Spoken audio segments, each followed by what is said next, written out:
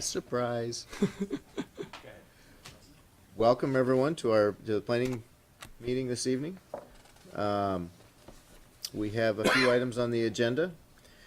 We're not amending it at this point. We're gonna leave it as is.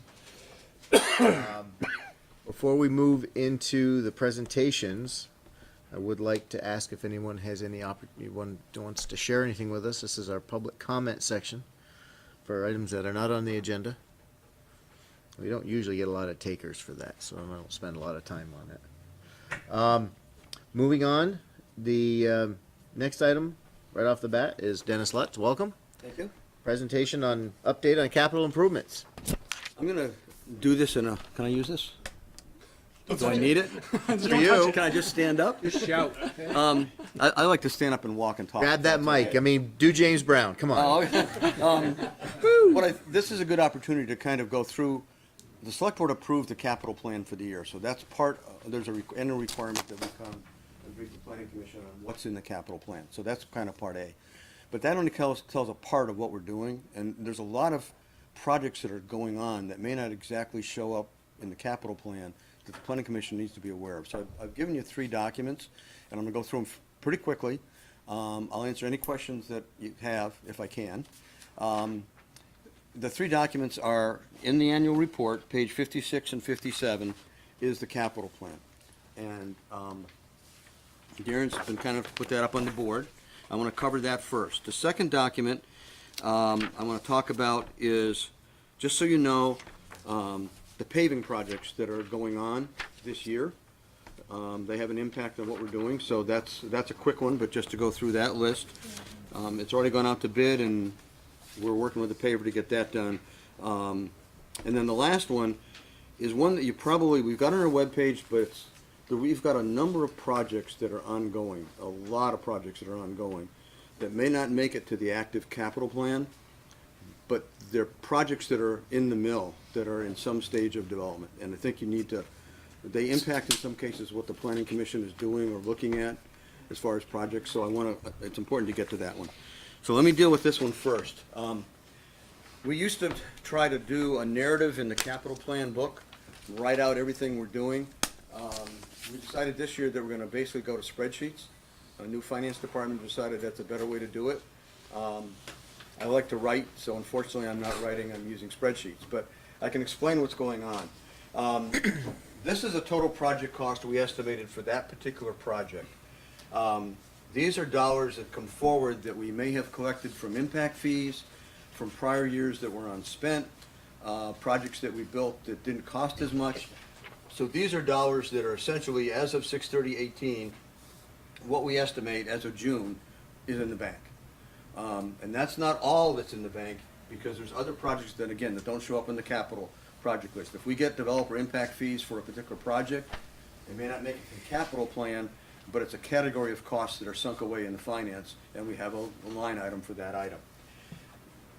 Every year on the annual budget, there's 2 cents on the tax base that goes to capital projects. That amounts to about, I don't know if you can scroll down to the bottom, Darren, I think it's around 500 and some thousand. Sorry, you want all the way down. Keep going. 505,000. So the 2 cents on the capital plan bought us $505,000 in new money. But that's new money. We can go back at the top. We've also got those funds that we've set aside, developer impact fees, so that's only a part of what we're spending. I'm going to run through them pretty quickly. In the garage, we're basically setting aside $5,000 for future improvements to be determined. We're putting $3,000 into library deferred expansion and maintenance. We are actually using some of the money. There's actually more money today in there than the $4,000. There's about $25,000. The air conditioning system failed in the library. If anybody's been there last summer, it's pretty miserable. The basement's fine. The first floor isn't working.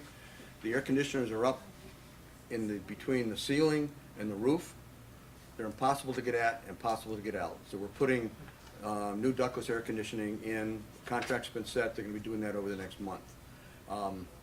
You will see some additional wiring conduit on the outside of the building. Unfortunately, you can't escape that.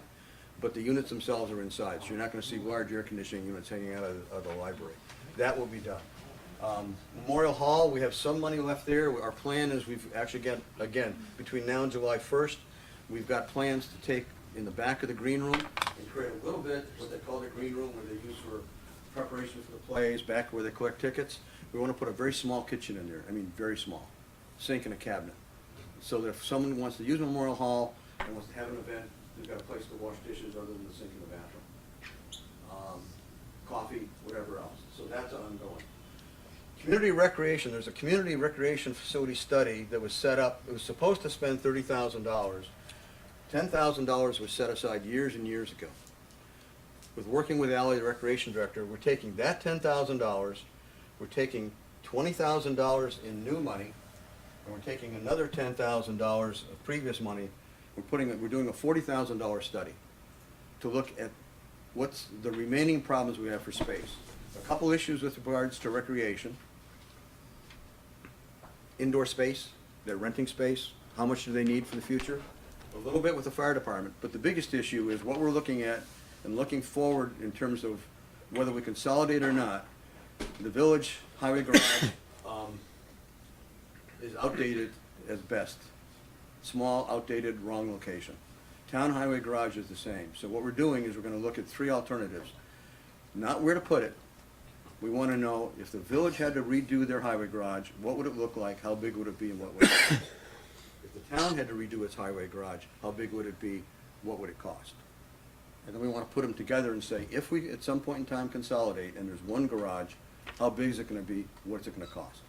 We're not trying to locate a site or do anything for, we just want to find out what are the options for the future and what's that impact on tax base. So we're going to have a $40,000 study using different monies to come up with that plan. That will start this summer, probably complete about a year from now. If anybody has questions while I'm talking, just holler out.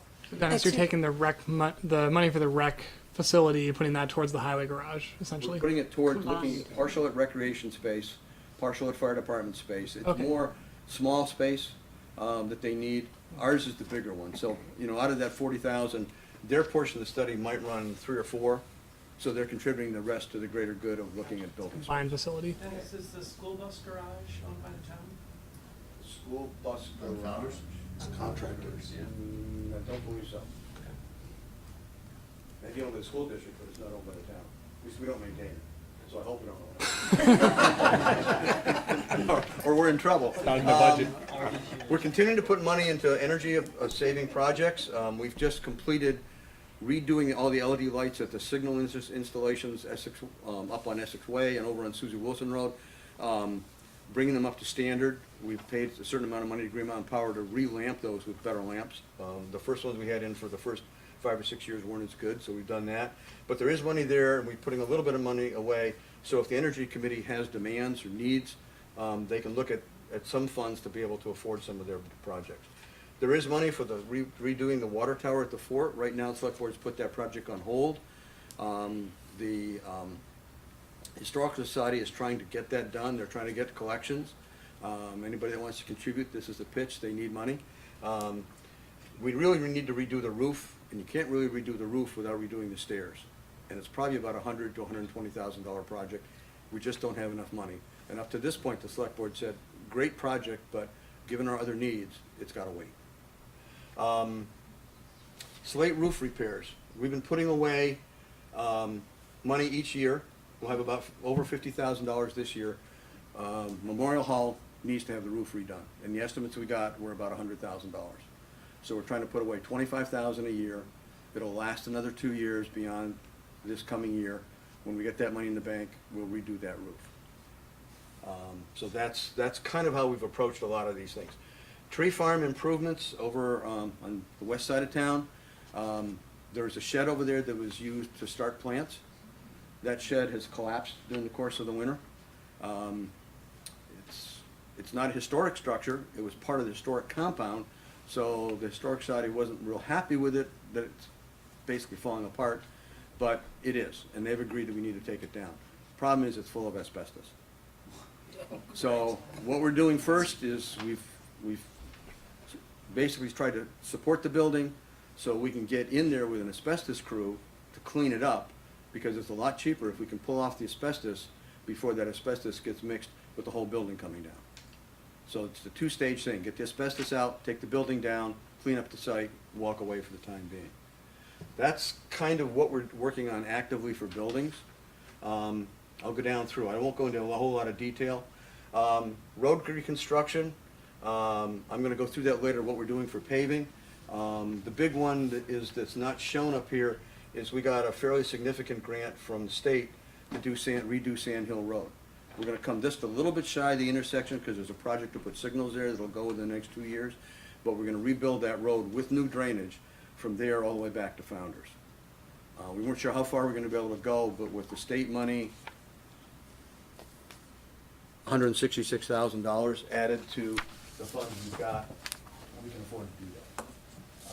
I'll go back to roads later. We're putting improvements into gravel roads. We're not paving them, but we're improving them, and part of that is under the new stormwater requirements, we have to improve those gravel roads and do a whole bunch of stuff as part of our new stormwater permit. So we're gonna be doing more work on the gravel roads, regrading stormwater facilities, new culverts, a whole bunch of stuff. And they've got it designed that wherever a stream crosses, that becomes the location that we have to basically deal with in terms of improving, and then we're gonna work between those stream crossings. Equipment, this is a whole list of equipment from senior vans. Again, these are transfers.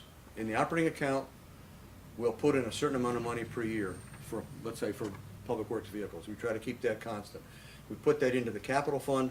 As we need vehicles, we buy it out. And what that does to the tax base, instead of the tax base going up every time you buy an expensive vehicle and dropping for 2 years, it levels that out. So for the general fund tax, we try to keep that level and then take our actual expenditure. So some years we'll have a large balance in that account, and other years we may go in the hole.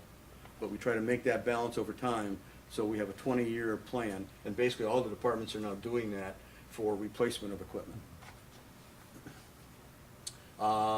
The next group of projects, if you can scroll up a little bit, are all alley stuff. There's a park asset replacement plan to go through and fix and replace parks. There's a whole series of projects she's working on there. They do collect impact fees from the development community, and that's essentially what's in the bank on impact fees as of this point in time. So she can use a significant portion of that money to improve the park system and do other things. There's money set aside for milfoil mitigation in Indian Brook. The select board asked her about that. We haven't done any milfoil mitigation for a couple of years. We're looking at that now. The state's gonna come out and evaluate it. If they have to do some chemical addition to take care of the milfoil, the funds will come out of there. The other one is setting aside funds for the future. Every year Indian Dam is looked at to see what condition it's in, and whether it needs repairs and whether it needs improvements. And basically, the last time they did that was 10 years ago, and they've set up a fund now so that essentially the same way, that fund builds over time.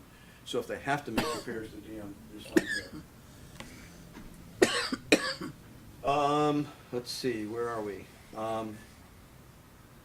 Parks, paths. There's a series of them I'll get to that there's some of these that are being done. There's nothing being done in this first one. There's a very short section of missing path from the Cirque Highway off-ramp to McDonald's. We're gonna postpone that for a little while. There's no real big demand for that because there's no movement on a path to the west at this point in time.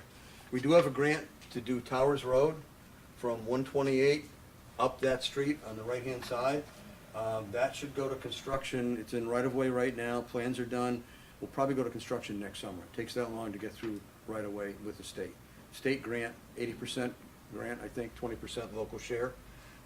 So you can see that's the estimated cost of the project. That's the local share that would come out of the town, and it's a future cost because we wouldn't pay that till we build the project. Pinecrest Drive from Suffolk Lane to Colchester Road. We're putting in a sidewalk there. Not a lot of room. We've got improved drainage. That's a little bit more expensive. Again, that's a state grant. I think that one's 90%.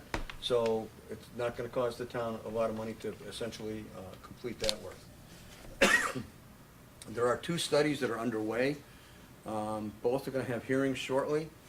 One is a scoping study that that the Regional Planning Commission is doing, looking at a path from Athens Drive up here to the Cirque Highway. It's one of the most heavily traveled pedestrian areas, and there's nothing there. And so we're looking at what would that look like, how wide would it be, what does it cost? That's obviously not a construction cost, it's probably $1 million plus project. That's an engineering, project planning, right-of-way type of cost. The other one we're looking at is in the Route 15, from the east gate of the fort to West Street in the village. So there's a portion in the town, east gate of the fort to Susie Wilson Road, and Susie Wilson Road to West Street. And the village is looking at their portion. Out there, they're looking at potentially converting that to a 3-lane road as one of the options with online bike lanes. And we're looking at what we would do from the east gate of the fort. There will be another path that the state is building from Winooski to Susie Wilson Road, a 10-foot wide paved path that goes by Fanny Allen on that side, crosses over at the entrance to the National Guard, and then comes up on the fort on the other side. That'll be a 10-foot wide, multi-use path. But the issue is when you get to Susie Wilson Road, how do you get those bikers to the other side and not take them through the Susie Wilson Road intersection? And one of the things that you could do is possibly take them out at the east gate of the fort and bring them down Route 15, and then you're on West Street heading, you're on Pearl Street heading into the village. So those are all things that are ongoing. We've got a ton of stormwater projects, and I want to cover those later. There's only a few of those that are actually, the Better Roads grant are usually a 1-year grant to do work, improve a back road, add gravel, add stone line ditches, whatever it is. But the larger projects are much longer term projects, and I want to cover those when we get to the last one. We've gotten a ton of grants to do stormwater, a lot of work there, some of them in the village and some of them are in the town.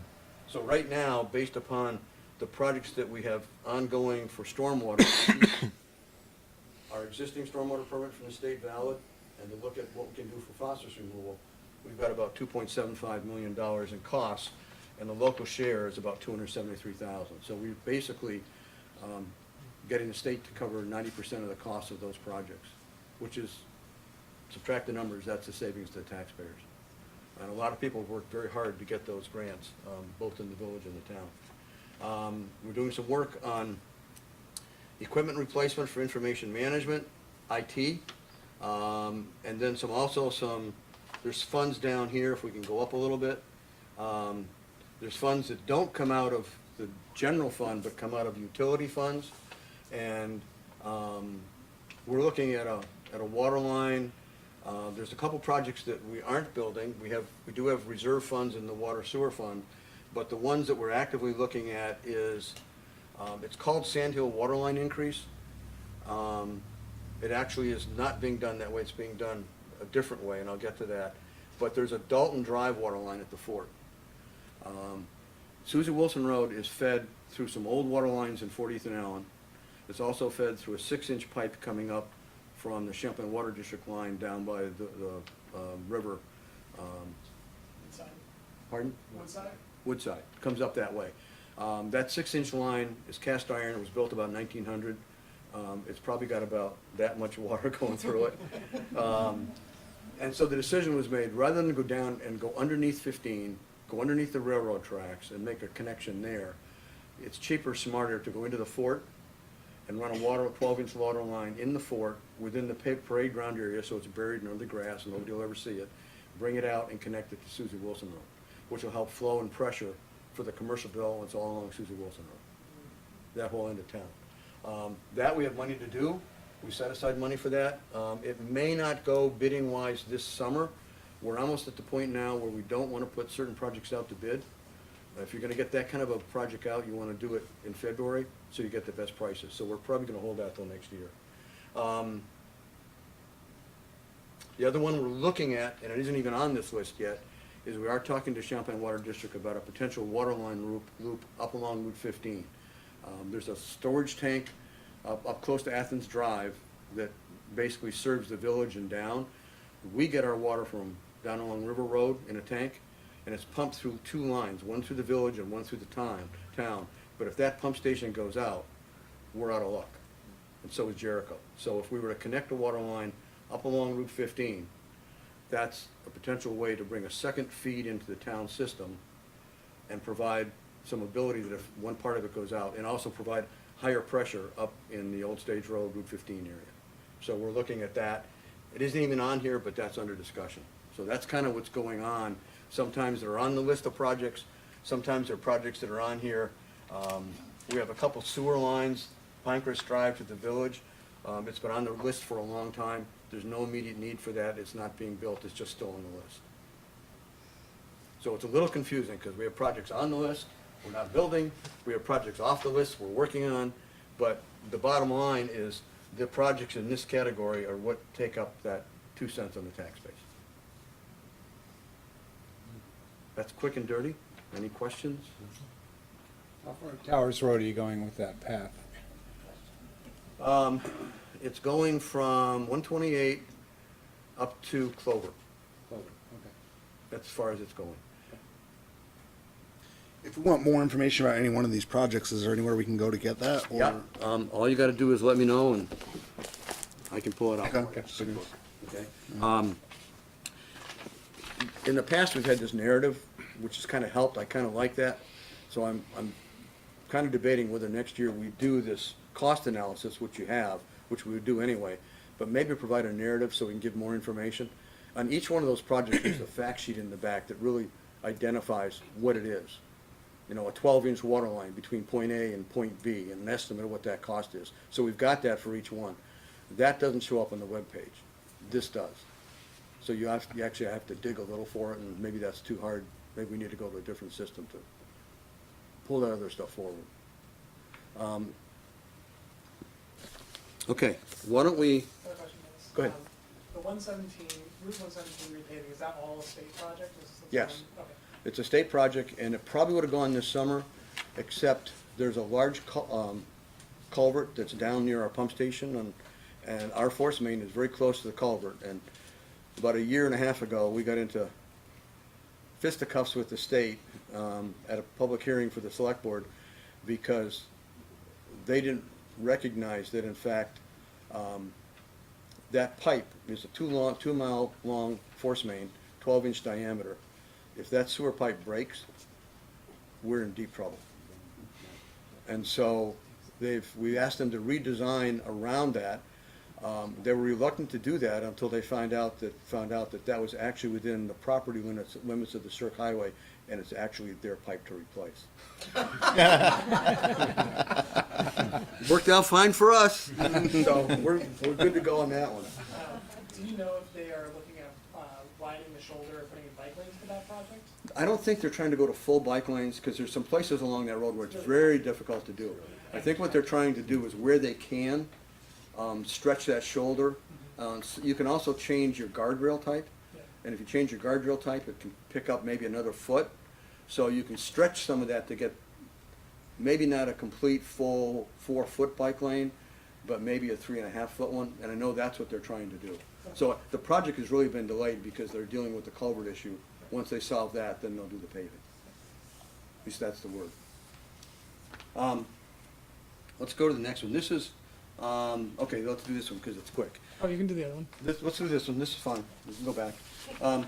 These are the paving projects that we have going for the summer. Some of them come out of the capital account, some come out of the operating account. We're doing Repper Drive, we're doing Greenfield Court, we're doing Greenfield Court Extension, we're doing Kimberly Drive, Greenfield Road, we're gonna do North Wilson Road, but not the bridge, up to the bridge. We're gonna do Towers Road, a portion of Towers Road. That's really just, it's a temporary fix to basically put a thin coat on. It's in pretty bad shape. And we wanna put a thin coat on, wait for the sidewalk project to come next year when they tear everything up. And then as next year's paving budget, put in money to redo that whole road correctly. So it's so bad we need a stopgap, but we're trying not to put a whole lot of money into it. It's still $10,000, so it's still a lot of money to buy us a year. Is that, Take that recycled pavement and reuse it, but is that, a short stretch of Towers Road as well, Yeah, or it's is out to that? about Clover. It's about 120. It's the same, about the same place as the sidewalk? Yeah, we'll stretch it as far as we can get it, but we wanted to at least, it's so bad, so rutted, so many holes, we want to at least get it covered so we can get through next winter. And then if it gets torn up with the construction that goes on for the path, then we'll go in and any of the roads like that we recycle or mill and fill, we take that recycling material, take it to the landfill, store it. When we get enough, we bring a crusher over, re-crush it, and use that as, it's a great base for the gravel roads. It doesn't absorb the moisture and it gives a lot of strength. So we do have the grant for Sand Hill Road. We're gonna be able to go a lot farther than we thought we could. Then you start to get into, and we're gonna do Prescott Street also, a portion of Prescott Street. Keep going. Steeple Bush. Susan Wilson Road bypass, if you've driven on that from about Kellogg for the first 400 or 500 feet, pretty rough. Yeah. We're gonna fix that enough, just that one small section. And the same on a portion of Steeple Bush. Then these are village projects. What we've done for the last couple of years is bid our projects, village and town together, under one bid, and it gets us a better price. A lot more quantity, one contractor we're dealing with. It works for both of us. So that's one of the direct benefits of working together with the village on projects. Next one. How am I doing on time? Good. Fine? Okay. These are the major projects we're working on, and who's doing the work. Like the first one, Annie's doing most of the work. So it is what it is. But these are the stormwater projects we're doing. Sydney Drive, under our existing permit, we had to do 4 projects. We did a study, 4 projects to meet the requirements to restore to keep the flow within certain limits in Indian Brook. Sunderland Brook right now is fine. Indian Brook is not. There's 2 in the village and 2 in the town. So Sydney Drive, there's an old pond here that we're gonna convert and essentially put into underground storage. And then build around it. Reseed it, grass it, kids can play on it, but it's gonna be an underground storage system.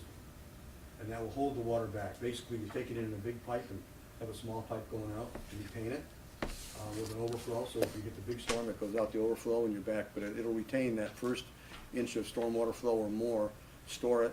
We're also putting treatment on the end of that. We're putting some systems in place where we're gonna run whatever comes through that system through a filter. New Hampshire's found that if you build a filter with wood chips, sand, and in some places, you can use the material that's the waste sludge from the water treatment plant from Champlain Water District. It's got ferric chloride in it. It loves to take out phosphorus. So if you layer that stuff in a filter and run water through it, you not only store to handle the flow piece of it, but you get credit towards removing phosphorus.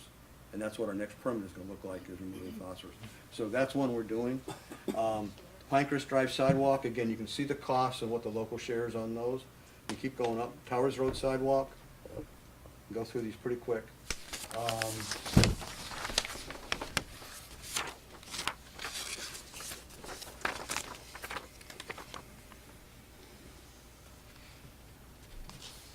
Okay, and this is the big one. And this is,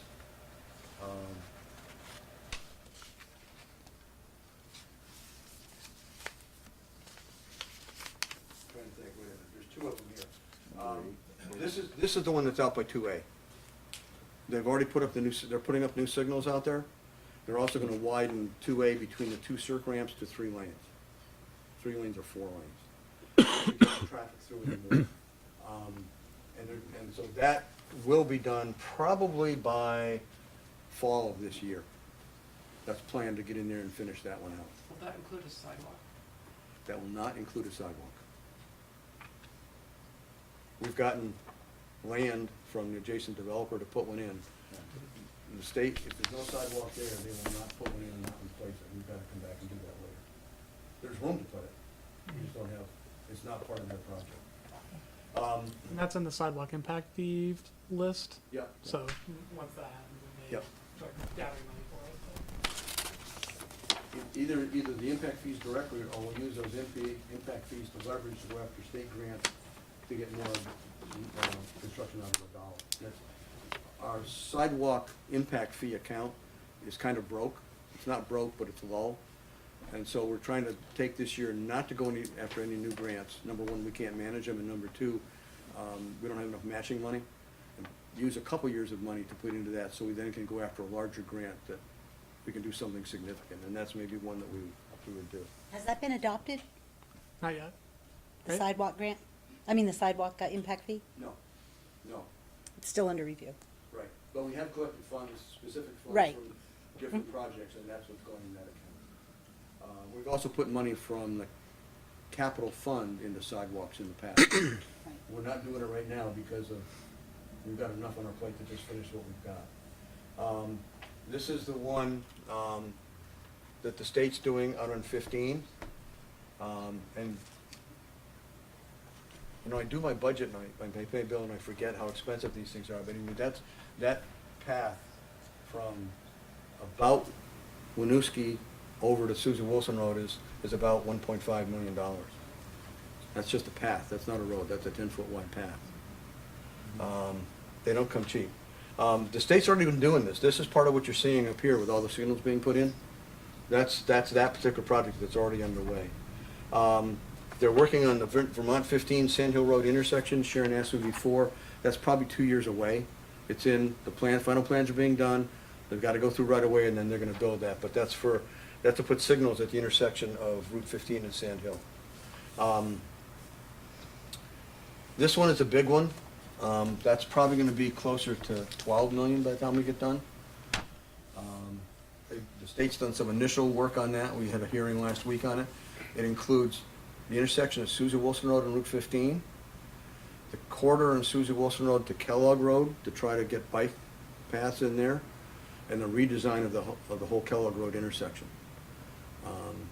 And there's difficulties and issues. We don't have a whole lot of right-of-way, and some of the developments that are out there have retaining walls right up to the limit of the right-of-way, so you can't widen the road on that side. Other side, you've got power poles, so it's gonna be very difficult. It's gonna be expensive and a long project. That's probably somewhere between 5 and 7 years out. So in the meantime, we've got to deal, and we have I won't go into it today because I don't wanna, there's a project that's coming up on the boards that I think we've got a plan. We can work with the developer, put some of our impact fees in, they put some money in, and we might be able to put in some equipment out on Susan Wilson Road that'll give us that gap between today and when this project goes in, to try to alleviate some of the traffic problems. Next one. North Wilson Road, we've started discussions on that. The state's picking that up again. Looking at the intersection of North Wilson Road and 117. There was two alternatives, a roundabout or a signal. Select board picked signal. State wasn't sure. They've come back. They're now comfortable with the signal. That design is gonna start. Again, that's probably 5 to 7 years out for a signal at that intersection. This one is a small amount of money compared to the others, but trying to put, if we can, signs up on Route 15, maybe electronic message boards, and a better system of control that when North Wilson Road floods, we need to be able to drop gates. We need to let people know that are coming down Route 15 from Jericho that don't go Sand Hill, go Route 15 and continue down to the cirque that way. Because the problem we've had is people get down to the bottom of the hill at Sand Hill Road or get over to North Wilson, all of a sudden it's a traffic jam because you can't go across. And then their option is to come back into the village or go up to Richmond. We want to catch them ahead of time. That's not actively being done, but we're working slowly away at that. This is the one, we put this one off. Right now, nobody's occupying the property that's Old Stage Road, Route 15, northwest corner. It's old Sogoloff property. Nothing is happening with that today. This sidewalk would go from Old Stage Road down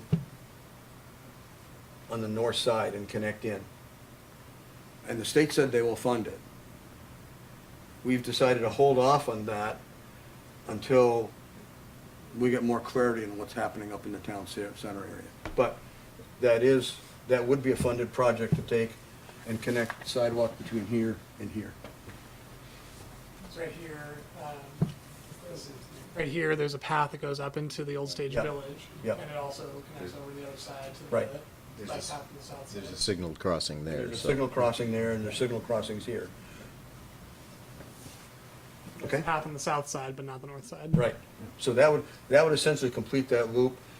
Our assumption is, and sometimes assumptions are bad things to have, is that when this gets developed out, whoever developed that is gonna be required, hopefully, to put the sidewalk along here. And then that connects that whole zone back into the center. Okay? Let's see, we got a grant last year. Again, we showed up everything on here. Aaron went out and got a grant for us. We now have some night light towers for our sewer and water crew that we can set up if we have an emergency. It's a passive safety grant. We can set up if we need light at 2 o'clock in the morning, we can set up and light it up like, Times Square. V-Trans paving program, 117, is originally scheduled for 17. It's gonna be extended to FY 18 or 19. We will have a cost involved with that, a small cost. We have to pay for adjusting our sewer manholes and water valves that are down there. That's that culvert replacement one. I put these on, even if it's not us, we're involved with it. That one culvert that's down there near our pump station, that's right now a metal culvert that's probably as big as this room, is $1.5 million to replace. So none of these projects are cheap, okay? Dennis, back on, just quickly on 13, the paving, Yep. 117, is that, I mean, it would seem that if they're gonna be doing signaling on North Williston, that would be That would be later. impactful. That would be related, I mean. It would be related, but the signal is gonna be, again, 5 to 7 years. The paving will be probably next year. We're looking at this, Vermont 15, Allen Martin Drive, there was a scoping study that was done that identified some minor improvements we could make to the intersection where Allen Martin comes into 15. We're gonna put some of those in place this summer. Some of it has to do with improving turning radius, striping, making it a little safer intersection. So we're gonna do that on our own. We've been working, there's a lot on here, we've been working with the Regional Planning Commission, the village and the town to try to come up with a better identified list of what roads we wanna construct. We've done it before, both the village and the town have a plan for what we're gonna do. It isn't just guessing which road we're gonna do. But what we've done is we've now combined, we've inspected some of theirs, they've inspected some of ours. We want a program that now looks at what roads in the village need to be done, what roads in the town need to be done on a priority basis. And if you put them together, if we were to consolidate, what do you have to do? What's the cost to do that? So it's another tool in our pocket to figure out where we're headed. That should be done in a couple of months. We worked on this, the sidewalk path impact policies, that's come before you, we've had some discussions, we're still working on that, we're gonna revisit that. Keep going. We have a request for, under the new permit, we've got to identify which of our gravel roads we're gonna tackle first to meet the water quality. We got a grant, from the state to get an outside consultant to look at that and give us, we've got the list of what we have to do, we just want somebody to prioritize for us. We just don't have enough time to do it. Keep going. That's that one up here, scoping project for path from Athens Drive to the Cirque. We've also got a project underway that is about half done to see where we're not ADA compliant in the town and the village. And there's a lot of places that we probably aren't. We can't tackle them all, but we want them to take the kind of the priority intersections and look at those and come back with a list of, at this intersection, we recommend A, B, C, D, and E. So we then have a game plan to go after to start fixing each one of those in an order, as opposed to piecemeal. We find a spot or we get a complaint, we'll fix it. We're trying to do that in a more orderly process. So that will be available probably this fall. Does the state come and check on those type of projects? No. Generally, the only time those will come up is if there's a complaint. If somebody has a disability and can't get to a location, it gets checked. So we're trying to be a little more positive about that and actually come up with a plan that says, and it's expensive. I mean, there's a lot of them in the village and town that don't meet standard. A lot of them that were built in the 50s that never had a handicapped access ramp. So what we really need is a plan and then a financial plan, how much you're gonna spend each year to fix each one. It's probably gonna take us 25 years to get them all fixed. There's that many of them out there that need fixing. Then there'll be new rules. Then there'll be new rules. Then there'll be a lot more people that need it. But that's why we want to prioritize, so we can go after the worst ones first and the ones where there's the highest traffic. The CCRPC does traffic counts every year for us in the town and the village. That's kind of ongoing. Economic Development Committee requested a look at 117. It didn't make it through the process. It's on the list, but there wasn't enough money in scoping funds for the Regional Planning Commission. They didn't push it forward this year. Annie got a grant for another portion of, we did a portion of Osgood Hill Road using our own crew. So this isn't really money out of our pocket, it's time and labor out of our pocket that qualifies. Let's see. And then this is the one in the village from West Street to the fort. Okay? I hope we're almost done. This is, let's go through these? No? Okay, we're working on this one. LDS church site. We hope to have an infiltration system. Infiltration isn't gonna work. The soil won't take any water. No surprise there. So we're gonna do a stormwater storage system. LDS has given us permission to use their site. We've negotiated that after a couple of years of negotiation. They've been really good working with us. And it's gonna take an account for some of the stormwater that's coming down from portions of Lida and Repa and some of those other places that drain that way. It's gonna take some off of Essex Way. It's gonna take the church stormwater, put it all into one system. And again, treat it to a point, store it, treat it, so we get credit for flow restoration and phosphorus. That one, we got a ton of grants. That's the cost of the project. That's the number of grants we got. So instead of it costing the town that kind of money, and LDS is donating the site, it's $269,000. And these monies have already been collected through our fee structure and through taxes. So these are in the bank. It's not like we're going on asking people for more money. Gravel road management plan. This is kind of a fun one we're gonna do. We've picked 3 cul-de-sacs, 2 in the town and 1 in the village. They're totally, and I haven't put them up there. I even remember which cul-de-sacs they are. I even forget. Those cul-de-sacs are paved edge to edge. They're huge. The plan is to take out that pavement. Instead of the drainage going this way, we're gonna take it this way. And in the middle, we'll put a green area. And in that green area, we're gonna put a catch basin that's tied into the other stuff. And as part of that catch basin system, City of Dover, New Hampshire has come up with a pretty neat plan where you add what it looks like a septic tank onto it in series, but it's much simpler to build. And then you line it with that filter material. So when the storm hits, it comes across the roadway, onto the grass, some gets absorbed, some goes into that catch basin, goes into the catch basin, goes through the treatment system. If it's a big storm, it bypasses. But in a small storm, again, it gives us phosphorus credit and reduction in flow going to the stream. So it's about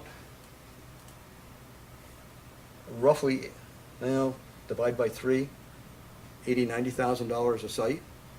But we want to see if it works. And what we want to do as part of this is also do some pre-testing and some post-testing to see how much phosphorus does it actually take out. And once we get to that point, then we'll probably do more of these across town with our own labor. And that's similar in terms of design as to what's being done at treatment plants, right? Yes, yeah. So the newer developments we're picking it up and doing that, but it's the old ones we have to retrofit.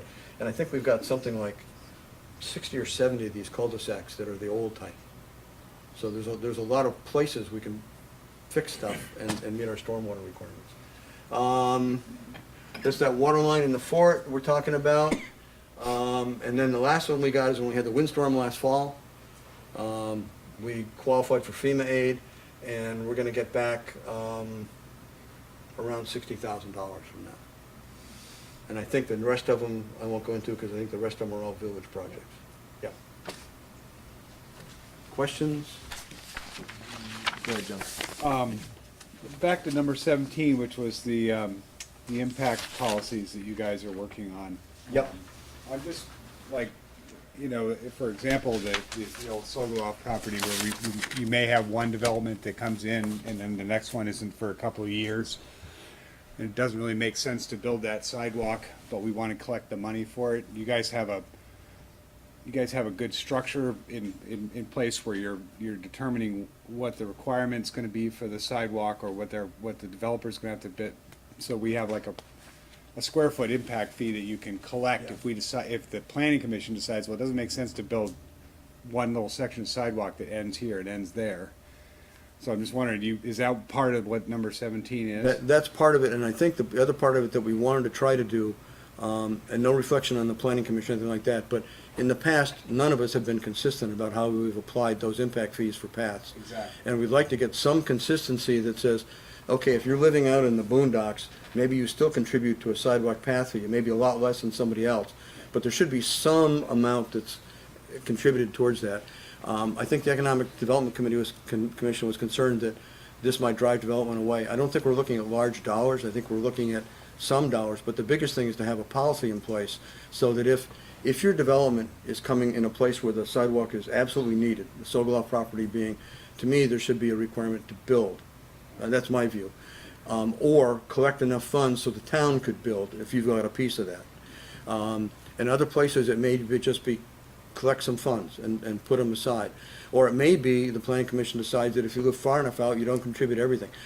I don't really care. I just think that we've reached the point we need to be consistent. So we're not looking at it and giving you advice project by project, but there's a policy that says when this comes up, this is how we're gonna handle it. Right. So you think you'll have that in place by the end of this summer? Yeah, we'll be working with Darren and with Sharon to try to come up with something that, I think the first run through that the consultant did, the costs were pretty high. And I think what we want to do is look at that and say, can we still get done what we want to get done, but get those costs down so development community doesn't go, oh my God, another fee. So is it based on a need, do you think, or is it based on a sidewalk standard based on location? I mean, I'm just. It's I think both. that's I mean, the hard certain part for the locations. developer or for the applicant is that they're like, well, how come you're asking for that much? Am I doing a 10-foot path or an 8-foot path? Is Right. it paved? Is it gravel? What is the purpose? Is it multi-use? So I think it's really important that we have that like identified somehow, so when they come in, it's like, you've got X number of feet, it's 8 feet wide, this is the standard here, this is how much we're gonna Yeah, collect. and part of that I think we can provide you, because if we know that there's gonna be a 10-foot wide path here and a 10-foot wide path here, then probably that gap ought to be filled with a 10-foot wide path. Right. But if it's sidewalk, then we probably need to provide something that in that particular development case, a recommendation would be a sidewalk impact fee based upon some standard that you can just say, okay, just pay that fee and be done with it. There are some tools available to look at the whole town and even portions of the town and say, what is the bike demand? What's basically the traffic demand in terms of bikes and peds? That can be used as a standard for that. I actually talked with someone at the National Planning Conference who could bring that to us, so we can look into that.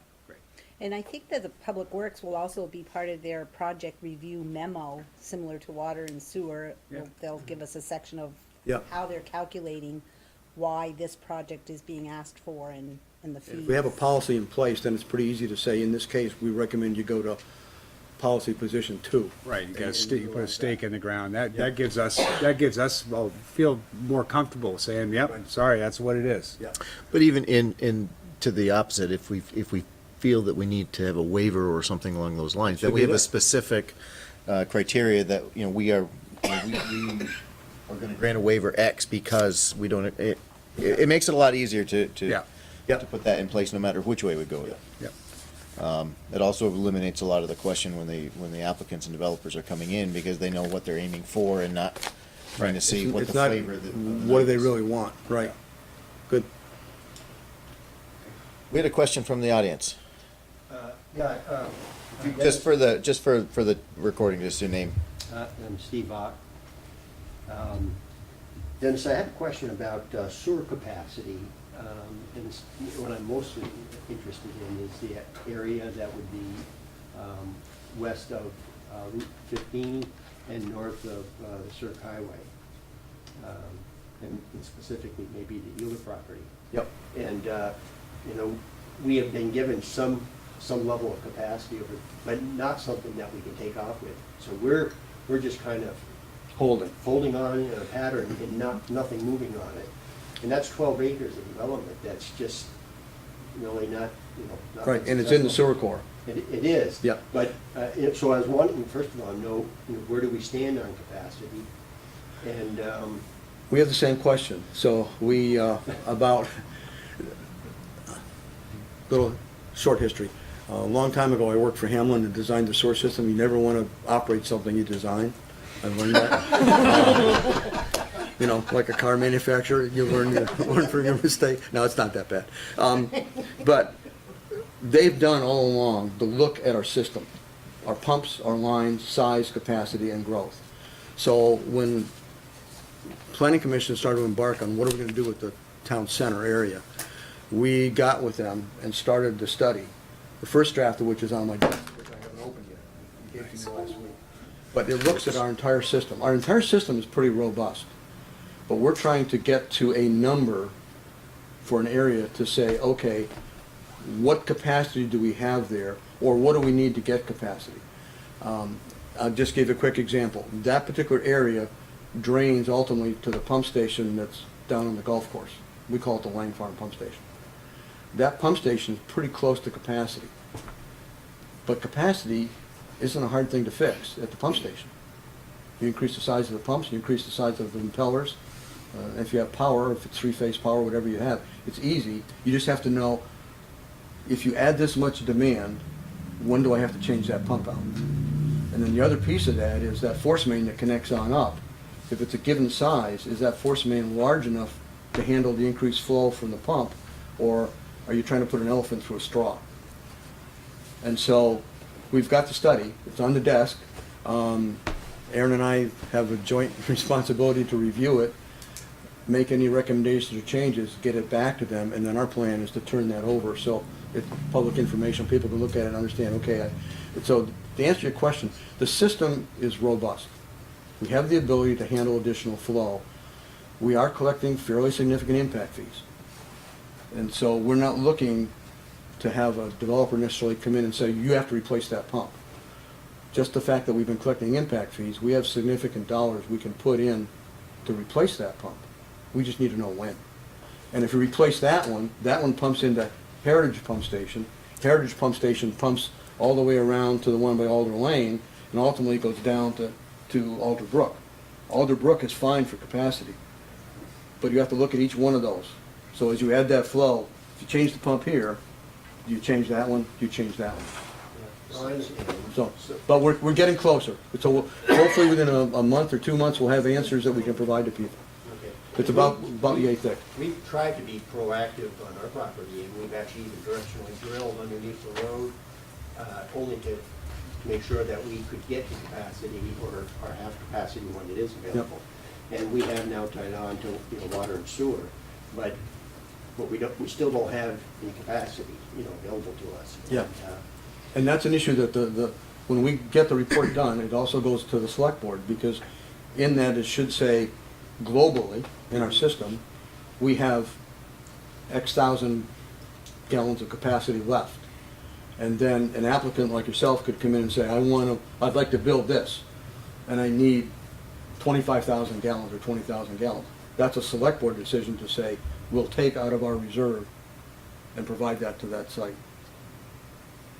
But they need that information before they can make that decision, so that's what we're trying to get to. Dennis, this sense, sometimes when we are talking about application stuff, it's almost, you know, egg chicken sort of thing, because if a level of development is going to trigger the pump station upgrades, but a lot of times we restrict a development, or development is held back because we hear that the pump station needs upgrades. So it's kind of like, which is gonna, it seems like it's a challenge to move a development app forward if that development app might be the needle, the straw, thank you, John, that broke the camel's back there, that pushed us over the edge to drive that, Yep. that upgrade. I mean, how does this fit in? Because it kind of seems like we're, I think we can do a lot of that ourselves, but it is a computer model.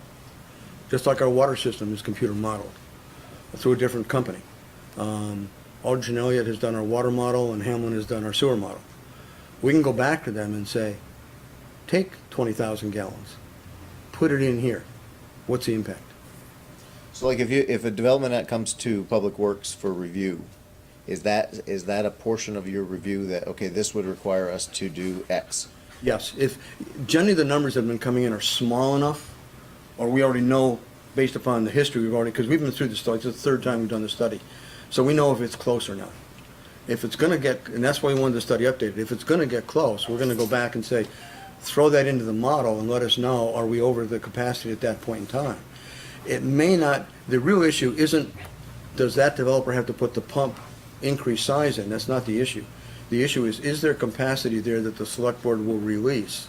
Okay, so And it's that's, up to, and then they pay their impact fee, and it's up to us to put that in place so that when their first gallon comes down, that pump is running the way it should be running. so an applicant coming in, if their development would be the trigger development, they would have to potentially go to the select board to say, approve my increase in capacity, and then that would trigger the, Anything that's, we've got this map that identifies a lot has 1,000 gallons permitted.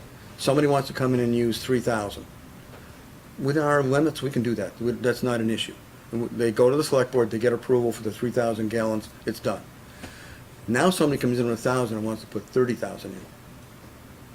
Or they want to put in a brewery, which maybe only has 2,000 gallons worth of flow, but organic load that's off the cliff. Those are different animals, and those we've got to evaluate one-on-one and then provide that information to the planning commission, that this is a special case. And we've got a couple of these breweries that want to expand.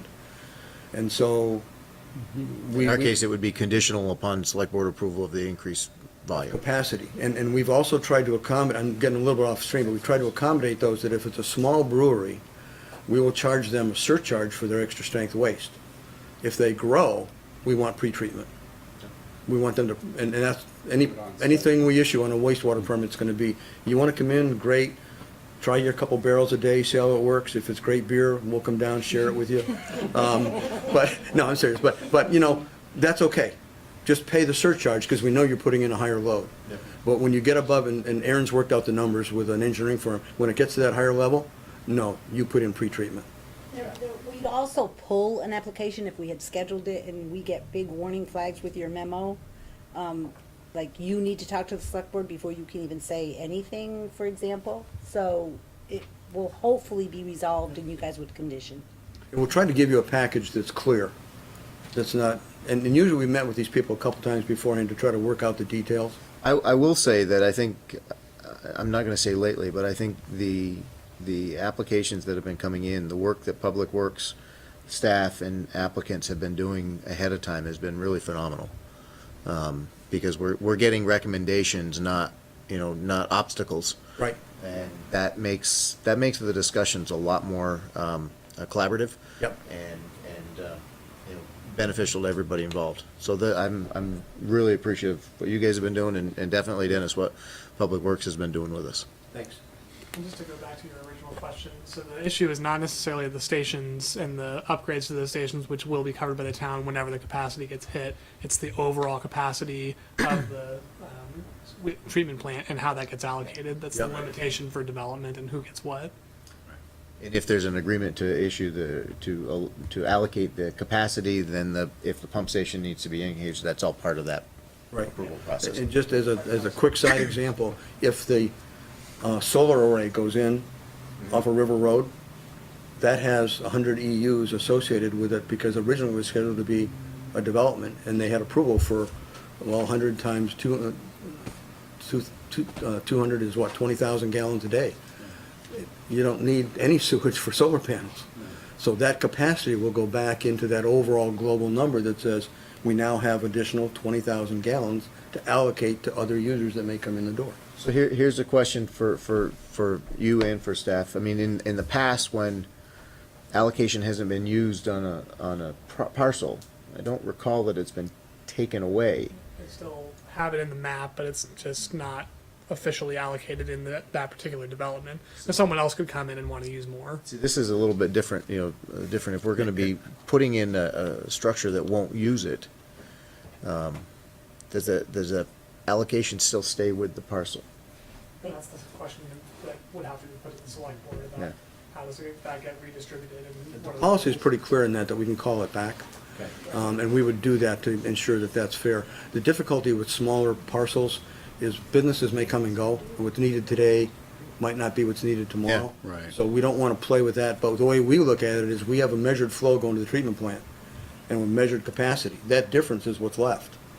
And that difference is then allocated, and when you allocate everything on the numbers on the map, you've got One some. of your shorter presentations. This is my third meeting this week, so it's kind of. Thank you. Thank you Thanks, very guys. much, Dennis. This Yeah. is, this is really good, and it helps to know this stuff is out there when we see stuff coming in, so Yeah. thank you. Anybody has any questions, like I say, we put this one up on the webpage, the capital plan is on the webpage, and if anybody has, I have a question about this particular project, just contact us, so, appreciate it, thank you. Thank you. Dennis. All right. Let's take a 5-minute stretch break, because everybody's been sitting, including everybody. 7:30. Box is already up.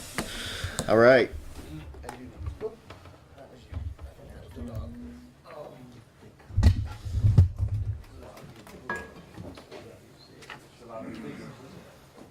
Yes. So I tried to send a joke to Nicole. She didn't tell me that. I sent her a note that says, something weird happened. She speaks fluent Italian. I finally sent a note to Dave and said, have her, the screen can't get her to with her. She didn't bring her with her. What's up? Oh, jeez.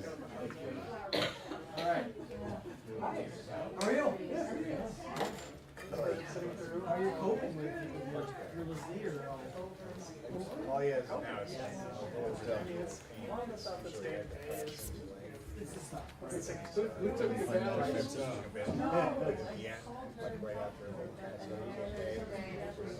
a boat, it's a ship. Found it offensive.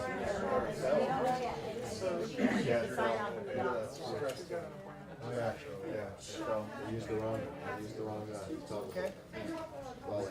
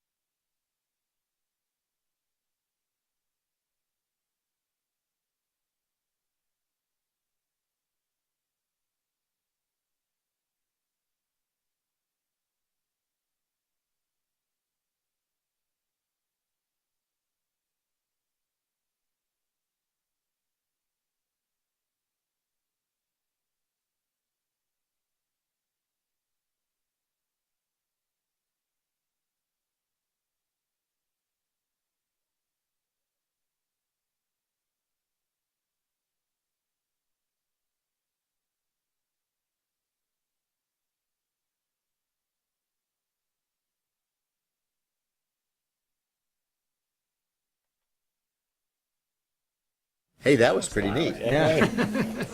Good job. Pretty neat. We all set? Okay, we are back on. Oh, thank you. Next on our agenda is our ETC presentation. Who goes first? I'll go first. Yeah, this is Mark's show. I'm along for the ride, but Good evening. Okay, welcome. Nice to see you guys again. Just for the record, I'm Mark Kane with SE Group, and I'm joined by Sharon Murray. This is an update on the ETC. Hang on just a second. Can everybody hear Mark okay? This is, I'm not sure it's on or not. But Okay, That's just for him. so if you can't hear him, feel free to roll up a little closer. We also got the screen back there, I so. can speak up as well. So thank you for the chance to come and give you an update on the draft ETC master plan, ETC Next master plan. It's been a couple months, I guess, since we were here last.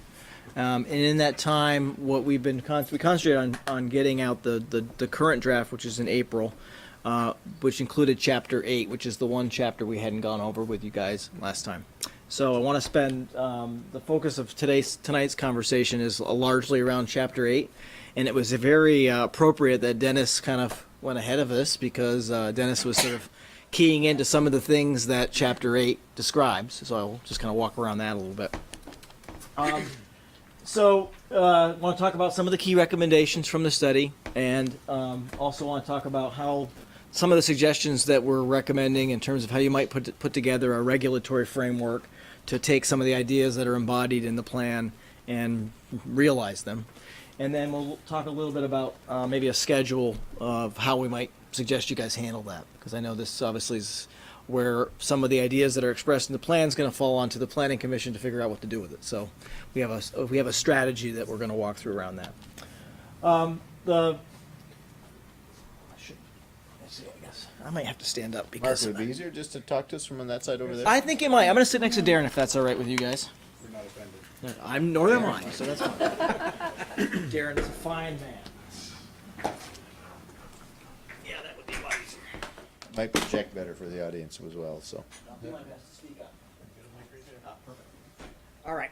So, one of the key recommendations was that we suggested was looking at Route 15 as a really important asset. As you know, within the study area, the ETC, Route 15 is it. It's the most important thing that sort of connects everything together. And it was great hearing Dennis talk about some of the sidewalk improvements that had been are at least in the planning phase related to along Route 15. And this is actually kind of consistent with that recommendation. But one of the things we identified as a possible challenge to the evolution of the ETC is the fact that at present it is a state highway, and the state has some constraints on doing things within the state highway, not surprisingly. There is a program that the state has really been pushing lately to help towns change the status of a road from a state highway to a Class 1 town highway. And I won't go into all the details. The report actually covers a lot of that ground, but basically it shifts some of the responsibilities of maintenance from the road, from the state to the town. In exchange for that change in responsibility, you do get some greater control.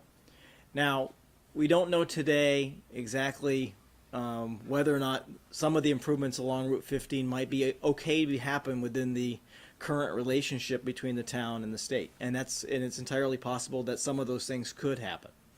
But there are certainly some suggestions in the ETC plan, things like a planted median, for example, that my suspicion is that the state would probably have a hard time taking over maintenance of that.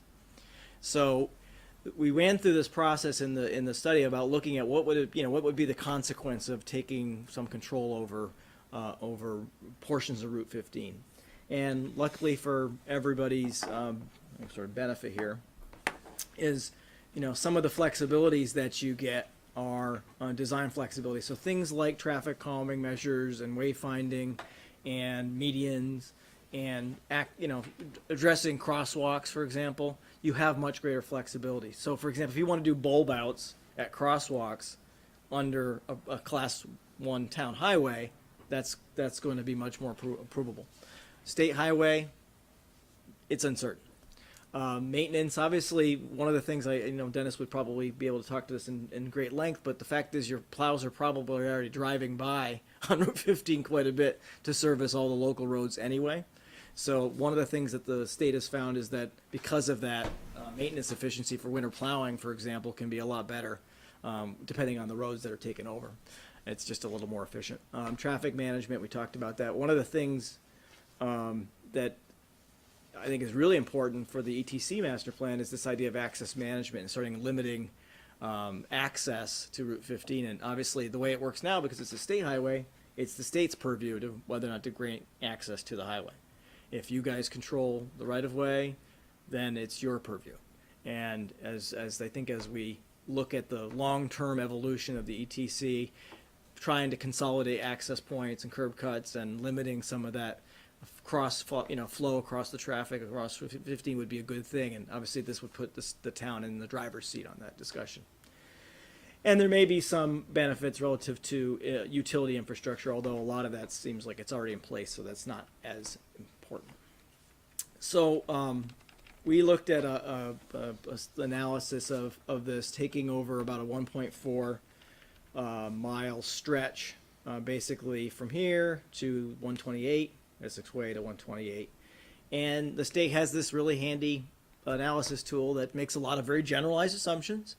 And it suggests that to do that, the net cost to the town would be about $11,500 per year to do that. Not inconsequential money for sure, but not, an inordinate amount of money. There is, obviously some questions, and I know Dennis has actually relayed through Darren some, obviously the actual cost may be higher. And obviously one of the things that we're recommending is that this may be taken a little bit further in conversation with VTrans to sort of say, okay, what would it really do? But I think the basic underlying premise behind it is that, and it's not necessarily needed today, but in due course, is to look at this and say, okay, is there benefits associated with taking this over so that we can realize some better crosswalk points? We can actually maybe do some of the median improvements we're talking about. Can we control the speed limit slightly? The state's going to have interests in that conversation about making sure that the flow of traffic through here is really good. And that's obviously going to be a conversation that needs to happen. But I think the general impression that we got from looking at this was that it's certainly worth, as a recommendation for the town, to do a little more work on this point. And it sounds like Dennis has been thinking about that a little bit, so that's really good. And I think it's a really worthwhile thing to pursue. Just wondering, Mark, just for looking at this, it's missing a traffic light. Is that intentional, or is that? Oh, yeah, it is. You're right. That was a graphic error. You're right. Okay. Yeah. We'll make sure we make a note of that. That should be one right there. Yep. So the idea is that this would be a worthwhile pursuit for the town to sort of consider again. And the way this works with the state is it's not necessarily an all or nothing proposition. They don't actually dictate how much road you take over. Now, this is a good recommendation because one of the things that is recently been percolating on this is whether or not the town should go ahead and pursue a designation of the Essex Town Center as a growth center. And if you did that, it would probably make a lot of sense to align that with the Class 1 town highway area, just for purposes of keeping everything kind of in the same framework. It could be decided that the segment of road that needs to be taken over is here, where there's a lot more development potential and there's a lot more interest in crossings and such. So just something to be thinking about. You said to Essex Way, doesn't that continue all the way down to, I'm sorry. Yes, you're right. It's Billy Butler. yeah, Yeah, okay, sorry. thank you. Yeah. I have a question. So I haven't really, I haven't been involved in much of the ETC plan or whatnot, but I'm just wondering how we came about identifying the problems that we're trying to solve, like managing traffic speed. And I just know, as someone that's lived in Essex a long time, going up and down that corridor, I'm lucky if I can go the speed limit most of the time. So I don't know, is that really an issue, or are we trying to solve a problem that doesn't exist? That's one of the things. That's one of the factors that the program allows for flexibility around. Whether or not the town needs to take advantage of that, that's completely in that we haven't analyzed that. and you're at, One thing, John, to put that in context, is that section of road, we don't set the speed limit. Right. So Yeah. the state could come along and all of a sudden drop it down to, 25 miles an hour if they wanted to, or Yeah. raise it to 50 if they, I mean, they wouldn't, but probably. Yep, but I mean, it kind of makes me worry about the interest in putting medians in as well, because if it has the effect that it's stating in the ATC plan of slowing things down, I'd hate for it to get even worse than it already is.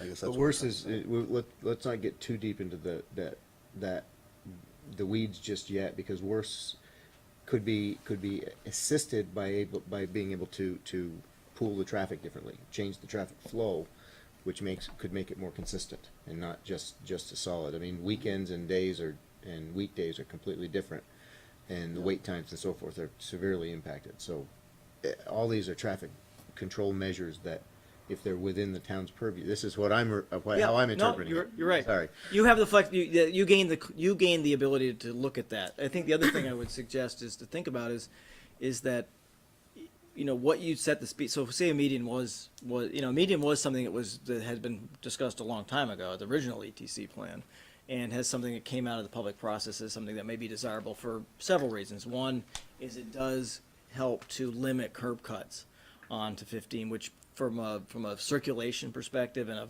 sort of a placemaking perspective, it may be an advantage, a desirable outcome. But it also could make sure that those crosswalk points actually have much more function at that point, because the medians will actually make those. That would be a byproduct of that. If there's a median and there's a really good crosswalk, that's where people and bikes are going to actually use it.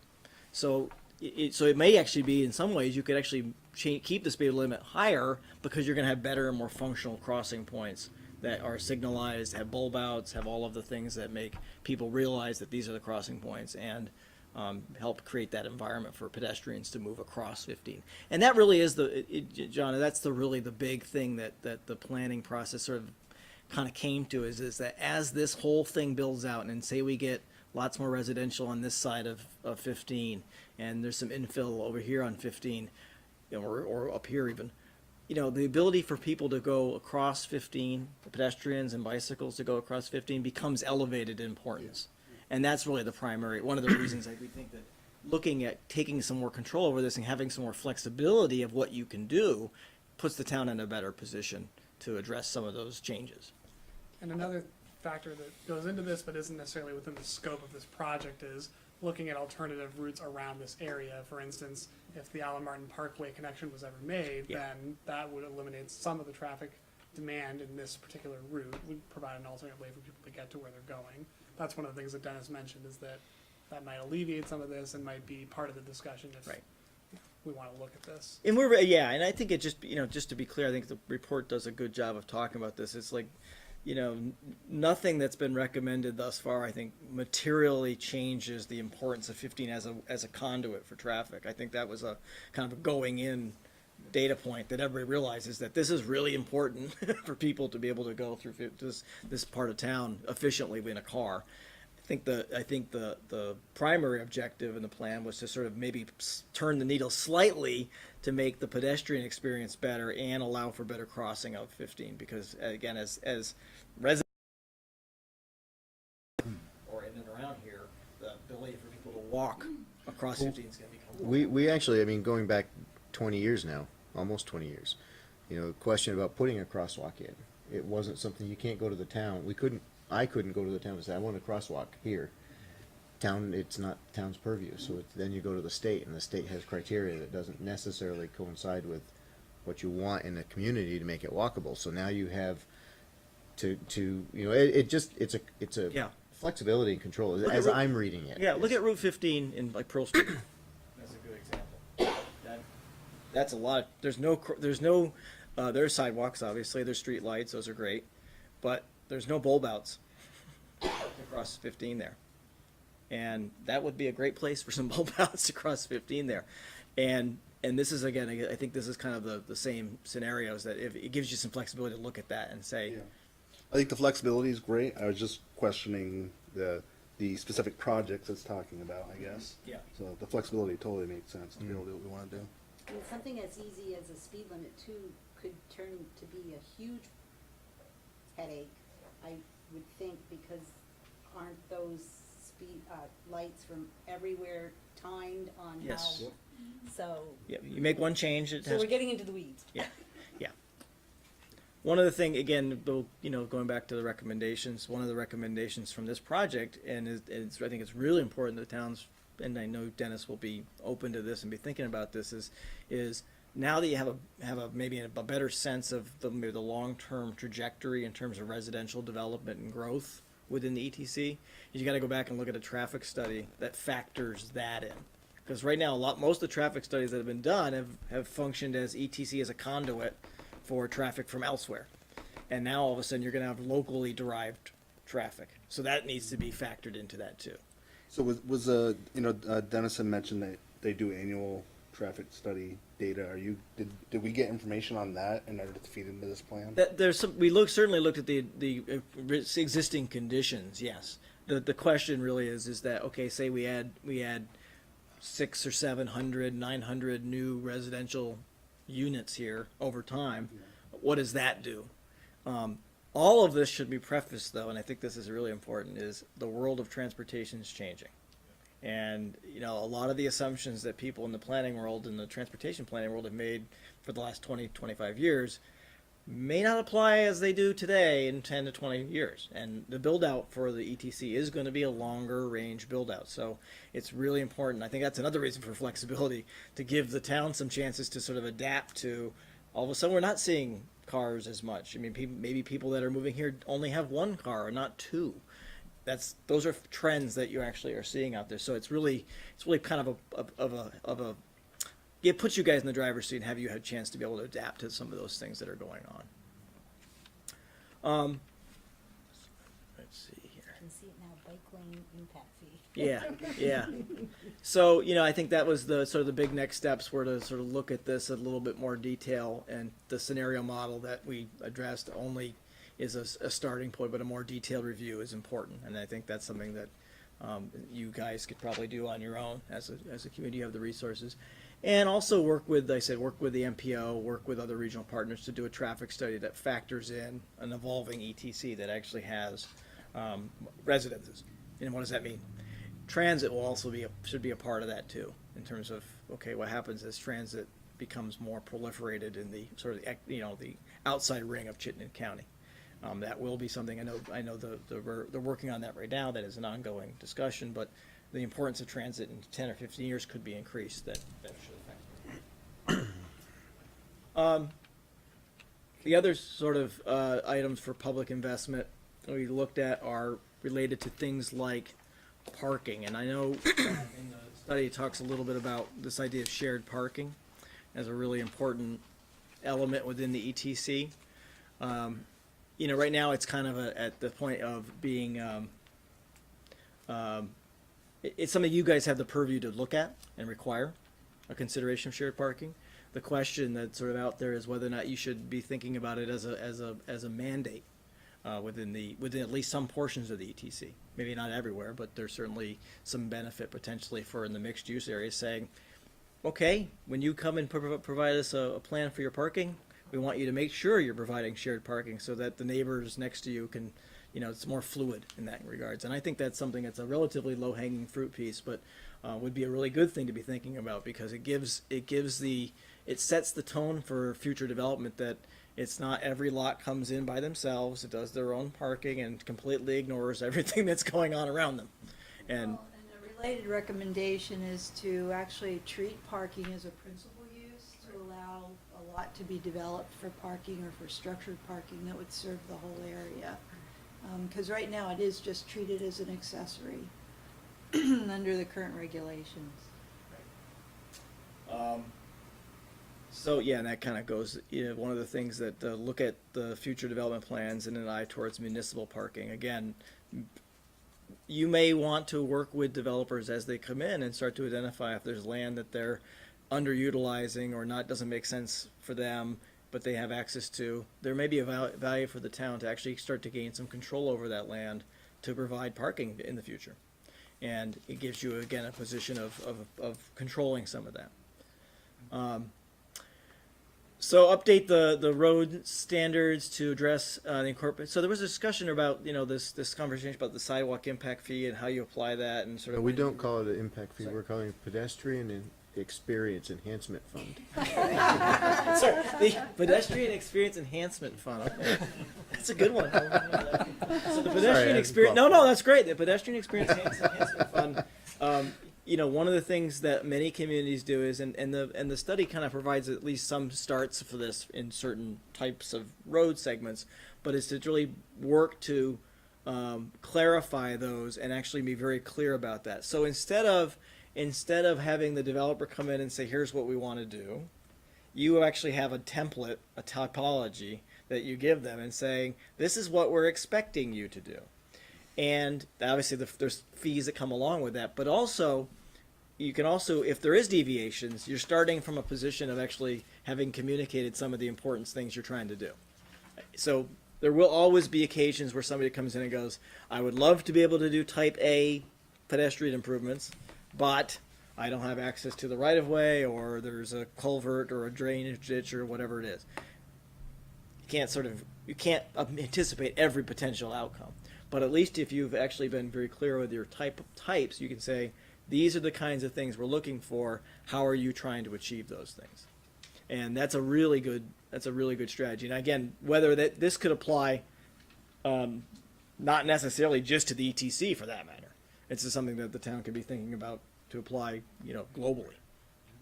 There are as you know, in the draft, some cross sections that were provided as examples that show things like on-street parking, transit pull-offs, bike ped, sidewalks. Yep. Just to see what that might look like. Dennis alluded to a little bit of this, evaluate water pressure upgrades within the ETC and determine what technical improvements. So as you may recall, that was one of the big things that both the study committee, steering committee, and the public, a lot of the public talked about, was the fact that water pressure is one of the big problems. There's not a technical solution that we're aware of at this point that actually is in place and is ready to go. It sounds like the Public Works is actually thinking about it and working on some strategies towards that, but that is going to be one of those things that is important to consider because within the ETC, because it actually puts the town's emphasis on growth within the ETC elevates that discussion. If you fix some of the pressure issues within the ETC, that can allow for the densities to be realized. If you don't get those pressures up there, then it puts a lot of onus on the developer to actually have to pay for those improvements to allow them to have the pressure they need to service those buildings. So it's kind of a proactive thing that the town might do, but it's certainly worth exploring to see what the consequences are. Obviously, this study is not going to cover the engineering consequences of that. It's something that the town needs to pursue, but it's certainly an objective that has come out of it. Similarly, that's sort of a kind of a net fire flow rates for the private developers. A lot of this is prefaced by the fact that one of the ideas that's sort of embodied in this plan is that recognizing that the ETC is a real important growth area within the community, and whether you decide to make it a growth center or not, a designated growth center or not, it's an important growth area within the community. Instead of making it about the developers trying to solve the problems that exist, is you try to proactively enable some of the growth to happen in a way, and then obviously the quid pro quo is build it in the way we want it to look, right? So you're sort of changing the dynamic a little bit. And I heard earlier about the sewer allocation. We'll get to that a little bit too. The idea that, well, I have 1,000, I need 30,000. But I don't know if it's available from the select board, and I have to kind of go to the select board and ask for it. The flip side of that is to say the priority will be to apply allocation in the ETC, because we have identified that as an area with growth within the community. We want to encourage the development to allow it to be there. So instead of it kind of, right now the way it works is requests for capacity are equalized across the entirety of town. Somebody goes to select board and they make their pitch and they are given the allocation or they're not given the allocation. The flip side of that is to say, can we prioritize unallocated resources towards development in the ETC? Does it make sense to do that? That's a sea change kind of thing, but it's definitely something that you sort of see in terms of in terms of the policy tools you guys have at your disposal, that's probably the sewer one is probably the best one to encourage people development to actually happen in the ETC at densities that are supportive of some of the vision. And that's actually very timely. I got right to it. And the other part of the sewer recommendation, it should be 8, I guess, is the unallocated space. So right now there's reacquisition of unallocated. So this idea, like the site with the solar field, right? You know, I don't know today whether or not the select board can by fiat just grab that back and say that's ours now and we'll reallocate it to somebody else, or if there's what the process is related to that.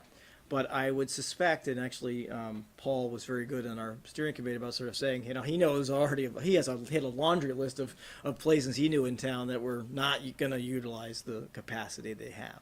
So there is a question of I think Dennis is the study that Hamlin's done, and we haven't seen it yet either. Hopefully it'll identify the gross number of unallocated resources that exist for a sewer. That's great to know.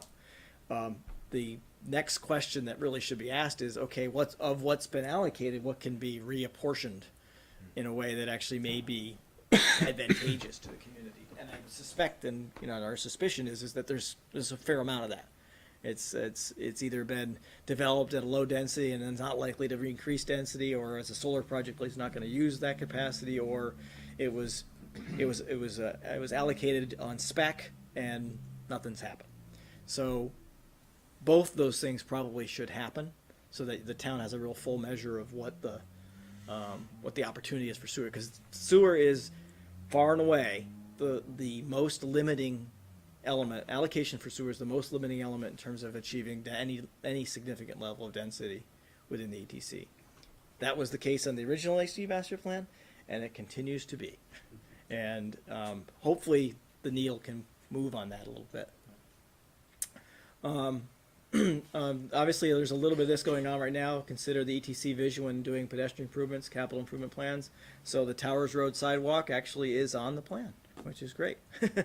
You know, so that's good. Obviously, this sidewalk from on 15 that's not been moving forward yet, but is in the works, is also on there. So I think that's a really important thing of this plan is as the town moves forward with it, is to look through some of the recommendations and start to look at that capital improvement planning process and say, how many of these can get on the books? How many can become part of the CIP work? And consistent with that, and it was great to hear Dennis talking about this, is obviously you have open space and recreation resources available to the town. And I think one of the things that we would recommend is you look at the area of the ETC and say, okay, where would open space be really important for the community to have access to? Is there some land in there that we could really sort of say, you know, even now, before development even starts happening, sort of put on a map and say, this is really important for us to you know, have a conversation with the developer in the future. Also looking at the parks and recreation needs. And, you know, again, if you think about the ETC over the next 20 years developing to have 1,000 more, you know, residential units or whatever the number ends up being, the recreational needs within the ETC are going to become bigger. And that's a really important consideration. So now's the time to be proactive with that and starting to control some land rights to allow you have that flexibility when you need a park to be able to do it. Is the time to be thinking about that. And given if it's a dense area, I mean, open space is one thing, but to have a little patch of green may not be as functional as potentially, I don't even know the right word for it, but like a plaza.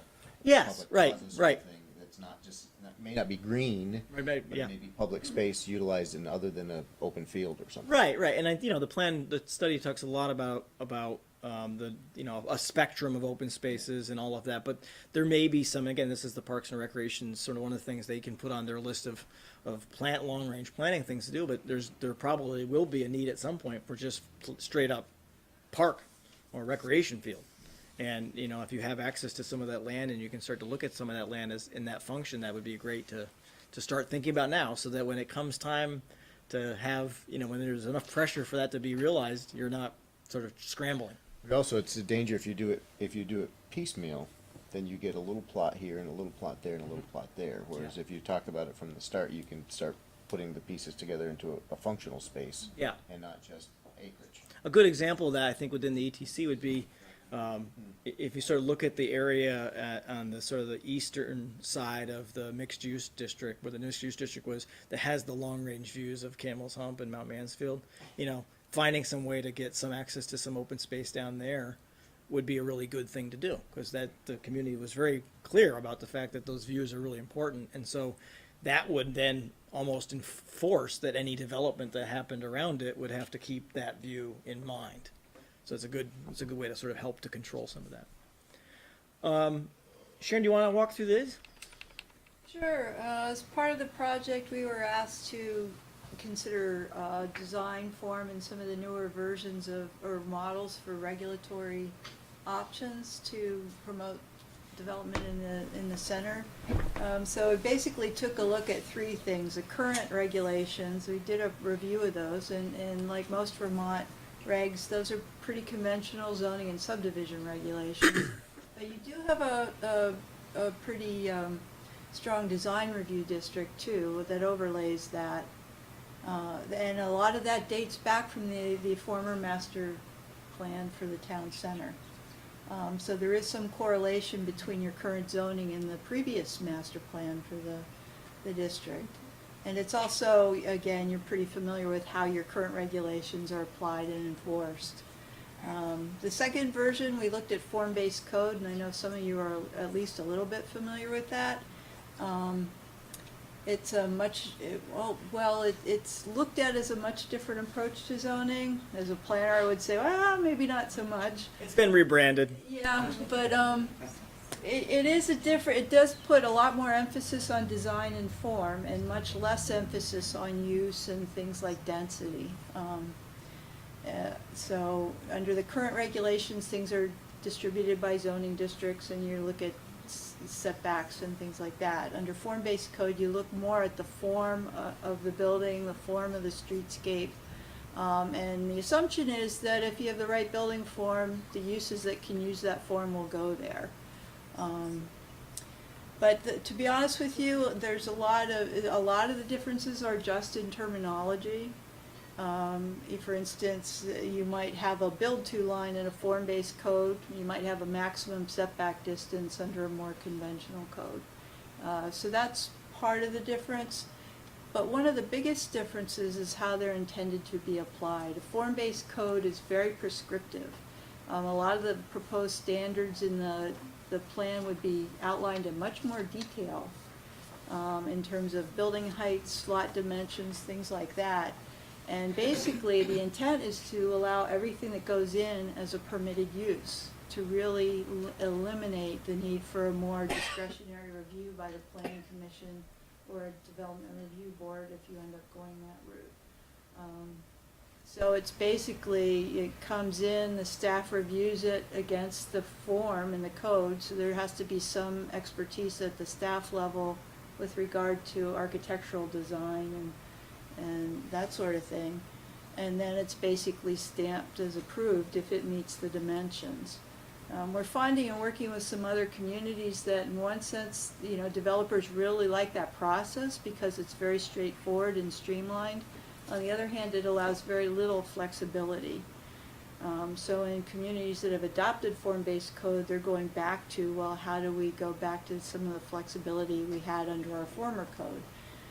So the third option we looked at, and to be honest with you, this is the most common, is a hybrid code that takes some elements of the form-based code, and the team has outlined that in the different chapters. So for each of those neighborhoods, there's recommendations about building types, open space types, and things like that. And then it defines them either by district or by the proposed uses. So there would still be use tables, there would still be some density considerations, but it does elevate form to a higher standard than what you have under your current design review district. Again, to make sure that there's a walkable, connected, built environment. Just to echo a little bit what Sharon was talking about, many communities have a hard time with the form-based code because developers have a hard time with it because it's got certitude on one form, but not a lot of flexibility. Similarly, communities have a hard time with it because it doesn't provide enough flexibility or leeway for other considerations. So Yeah, they it feel like- also doesn't allow for much community input. Right. If you have a big development project, so. if you have a big development project and you have an administratively reviewed form-based code and it conforms to it, the public at large is oftentimes left wondering, how did that get approved? And it's that is exactly why a lot of communities have been using a hybrid model, because it sort of finds a balance point between giving direction on what the outcome should be, but also allowing some community input so that there's some variety that may be necessary, or some variations to things that weren't anticipated. So again, that's kind of what we're recommending in the report, but it's still an open discussion in terms of what the planning commission would like to do. And again, we looked at, this is the transect that's attached to standard form-based codes, and I'm sure some of you have seen these, it's out there in all different forms. Again, you can translate these transect zones into zones, in our zoning districts. Again, it's And we just, did that. in some respects, another name to call them, but they in effect serve as zoning districts. So yes, we did do that. We looked at what the standard transect zones were and then compared them against your current zoning districts and also the proposed neighborhood districts. So, for example, the mixed-use center, which is in orange here, the current zoning of that is mixed-use commercial, mixed-use PUD, and its form-based code type would be a T5 or a T4. So that's the relationship, the functional relationship between the neighborhood idea and an actual form idea. And in a hybrid code, you take that form-based code, those two transects tied to that, and go back and look at it and translate it into a zoning district. Right. So you'd pull the elements of the form-based code out of those transect zones and stick them into the zoning. Right. So, as Sharon was talking, we have a couple options for sort of how you might approach looking at taking this work to date and turning it into a hybrid code. And the first thing that you really should be doing is looking at the districts, what were described as neighborhoods in the study, in the plan, and look at those boundaries and rectify them, look at them against the zoning boundaries. And there is a correlation. That was done as part of the process that we came to, but it's really important that the Planning Commission have a good, thoughtful discussion around that. And define whether or not all these boundaries actually make sense. Some parts of the ETC may need to be merged together. So the diagram we've got here that has been recommended may not necessarily be the final one. There may be no need, for example, to have two different mixed-use districts. We may be able to consolidate them. There's reasons that they're recommended like this, but I think it's the Planning Commission should be looking at that and asking, okay, is that right? Are the boundaries right? Do they need to adjust? Those sorts of things. And then in the document, there's a sort of a description of each neighborhood, but what needs to come out of that is really a kind of a purpose statement, much like in a zoning district, a purpose statement for each of the neighborhoods, and really trying to clearly define the purpose of each district, so that you have. What their particular character is, their unique character is. Right. So. Once that review process is done, the next review process that the Planning Commission might want to consider is doing a kind of a go through all of the criteria that are established within the document and in the hybrid code structure, and ask yourselves, what do you want to regulate? And that's one of the nice things about a hybrid code is you can decide. Right now, we've provided a lot of information about the kinds of things within the form you might regulate. You can regulate color if you want to. I'm not suggesting you do, but you could. But you need to go through it and sort of say, okay, what we want to regulate uses. What does that look like? We want to regulate density within each of these districts. What does that look like? We want to regulate the form. What does that look like? Are there parts of form we're really comfortable regulating, like building heights, arguably? And actually, that's a good example, because under form-based code, heights are usually measured as building heights or stories. Under traditional zoning, height is you set a district height limit, like you have under your current regulations. what we're suggesting is you do a combination of both, that you define building heights that are acceptable to the community. I know there's been some discussion over that, and And there probably will continue to be discussion some over that. discussion over that.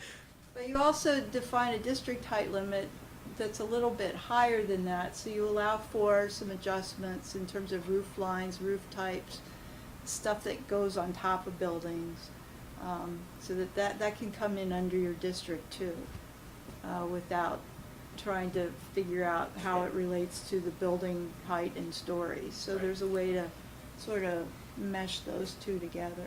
And this is quite a process. I mean, you know, again, we have kind of put out a laundry list of things you might regulate, and some of them really probably are, some of them are foundational to actually doing any kind of form-based code, but there are some things that are discretionary. You can decide not to regulate them. Some communities don't regulate, for example, open space types. They don't give a lot of latitude. Most don't yet. That's kind of, Vermont, that's kind of a new thing. Right. Yeah. But some do. And South Burlington is for example, is a community that actually is starting to regulate its open space types. So there are things within the study and the project that are given to you as you go through this process of looking at this, you might pick up, and some might not make sense. Ultimately, though, what you really want to try to do is get to a set of criteria that you guys are really comfortable helps achieve the vision that the community is establishing.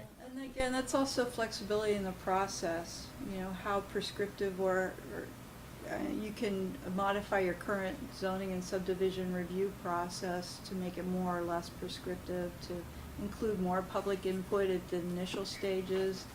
You know, there's ways to do that too, so that's also a consideration with regard to flexibility.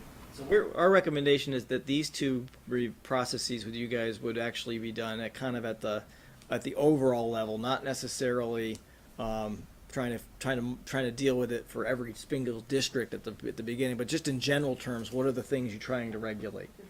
The big picture, right? Then you go into each district and you actually start to take those criteria that you think are most important and all of that consideration about the purpose and the vision, and you apply it to each district. And again, each district could be different. There could be some slight variations depending on the objectives you're trying to achieve.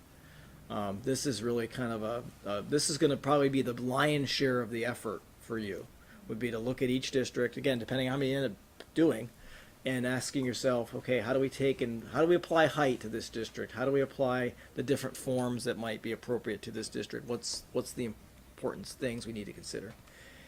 And then the last thing, which I think is really important, is the housekeeping. There's the code itself and developing the code, but also the housekeeping along with it. So you guys have land development, you have zoning right now. So what you want to be careful about is if you make changes relative to the ETC, that you don't have unintended consequences elsewhere in town. That's one thing that Sharon and I have spent quite a bit of time working on projects with that. That's been the case. Well, it's also, we did take some time with staff, and it's in the report, to develop just an example use table of what could be included. And in doing that, you realize that, you know, if you're really focusing on pedestrian walkable uses, some of the current more auto-oriented uses may not be appropriate in some of these districts. But if you eliminate them from these districts, then you got to make sure they're allowed to go somewhere else, or that they're accommodated somewhere else. Right. So there's a little bit of okay, what happens here affects other things, so you have to kind of go through that process. This is kind of the nuts and bolts part of it, but it's really important. I think knowing that this is going to be the case as you begin a process like this is really important. So we're suggesting kind of a process with you guys of 3 steps. And the first step would be over the course, and we haven't we'll work with staff obviously to finalize this, but spend a meeting in July and August to review the districts and, you know, talk about the boundaries. Why were they created? What's the rationale behind it? Do they make sense? Are there things that need to be adjusted? Is the description for each district appropriate? and really sort of vet that out with you guys in some detail, so you actually have that. And I know there'll probably be some community input on those things, and this is a great time to have that. Again, we don't know today if all of the districts we're recommending should be carried forward into the code process or not. And that's entirely up to the planning commission ultimately. But it's really important to have that process described. And I think it'll take a couple meetings to do that. And that's without you, correct? That's just the planning commission working on that? No, the planning, well, I've told this, we'll be happy to support that as necessary. That's fine. Then the discussion would be to go through those criteria and actually just dig into each type. Like, okay, here's what we're talking about with building types. Here's what we're talking about with forms. Here's what we're talking about with open space types, street types, the whole 9 yards. So you guys have a really good discussion about this. Density. Let's look at the density recommendations and ask, does it need to go up? Do you need to go down? Those kinds of things. Oh, I should preface this whole thing. Sorry. One of the things that we talked with staff about doing, and I think it's a really good idea for this particular project, is we're going to keep this current document draft until you've gone through this process. So that at the end of it, if you decided, okay, yeah, we're comfortable with the district boundaries, everything's great, then we'll make the changes to the draft and have it match up. What we wanted to avoid was the situation where you get to it sort of, this gets kind of, complete, and then you go through this coding process and then sort of revisit some things and it gets inconsistent. So the idea behind this would be that we'll keep it in draft state. It's informing your conversations around this conversation of rezoning. And then when you finish that process, we'll come back, make the changes that are necessary for the supportive master plan, and everything will line right up. And that gives the town a much better platform to make sure that it's solid across it. Particularly because this plan at that point would be included by reference in the town plan. So then you'd have alignment between the town plan, this plan, and then your zoning. And for us planner types, that's like the holy trinity, honestly. So that would be good. So I think it was a good recommendation. It certainly makes sense. And it doesn't change the fact that you have a resource to work from. So great. So that's probably going to take 3 or 4 months probably of meetings, one meeting a month. I think that's what staff has been thinking about, 1 meeting a month, or a portion of 1 meeting a month to sort of walk through some of these things. Some of those you might be on your own because I think it's really good for the planning commission to sort of take a work session and Without you. yeah, without us, yeah. It's fine. My feelings are hurt. Available. It's fine. Yeah, as Mark said, we're still available as a resource, so either to staff or the planning. Yes, commission. either way. Yeah. And then obviously, but at that point, I think what we're suggesting, there's a big decision point that comes up after you get through these two things, and we really can't tell you at this point where you're going to go. But at the end of these two processes, there's really a big discussion about: are you ready for hybrid code or not? And if you're not, then what else can you do? And as Sharon mentioned, is you already have design standards, so it's really possible. One of the possible solutions or opportunities, I should say, that you could take is, let's go through this process, look at the boundaries, make sure we got those lined up, with the purposes lined up. Let's take a look at the criteria and understand those more deeply. Then maybe we make changes. Maybe you make changes to the current design standards to reflect some of the principles of the criteria that you're looked at, as instead of adopting a form-based code. That's a completely plausible outcome here. Or as an interim step. Or as an interim step, absolutely. The other thing that's possible is, again, once you have this conversation about the districts and the criteria, is you may decide that the only place you want to apply form-based code is in the mixed-use district, for example. And there's some rationale behind that, because that's the area of the ETC that's going to probably be the most, at some point, would have the most intensive development, for sure. It's mostly going to be either new development or renovation, demolition and reconstruction. Most of the rest of the ETC is a lot of infill and a lot of smaller development areas. So some of the values of form-based code are probably going to be less realized there, just in general terms.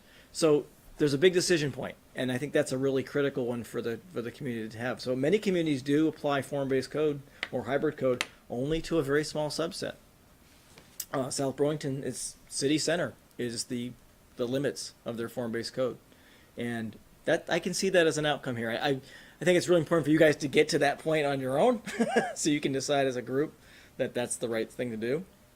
But I think that's why we sort of have this process, and then once that decision's made, the idea would be that in 2019, that would be the process of actually, whatever the outcome is, it'd be, let's work on getting the code adjustments made. So if it's form-based code, or if it's changing the design standards, or doing a whole bunch of housekeeping under your current regulations, that's what would happen.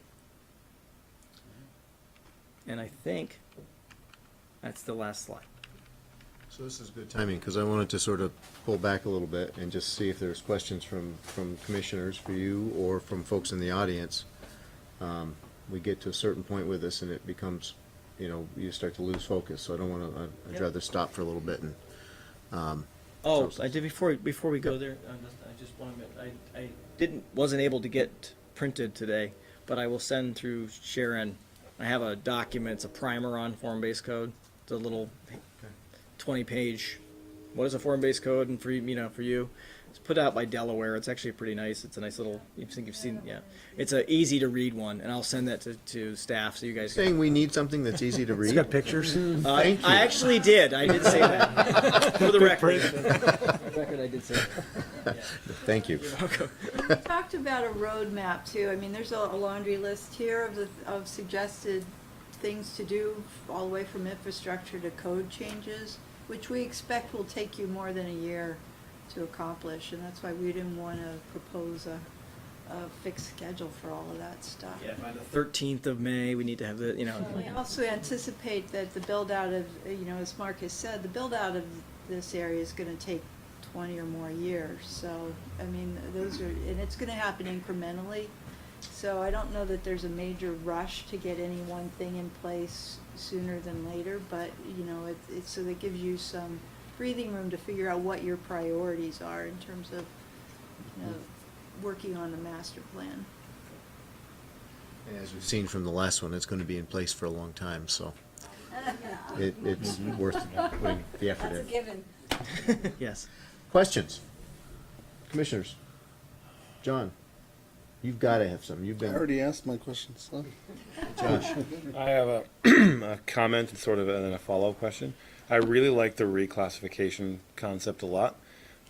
And maybe this is going into the weeds and maybe more proper for our July, August, but if there's a light coming in at 15 Sandhill, I would kind of like to see maybe the reclassification extended to that point as almost like an entry point to the district and allow us more flexibility with the old town green at 15 cut in half. Yeah, it's an interesting point because it did come up in the community planning process, the community engagement process about, because the boundaries we're trying to set. But there always is this sort of interstitial area on 15 between Sand Hill and 128 where it's like, it's not quite there in there, but it's kind of in there. Yeah, it's where the it's a old good point. where the old town green was, and did that just the idea of that being a little more functional kind of Yeah. intrigues me. Yep, it's a good. That's it's a good that's currently our historical district. Right.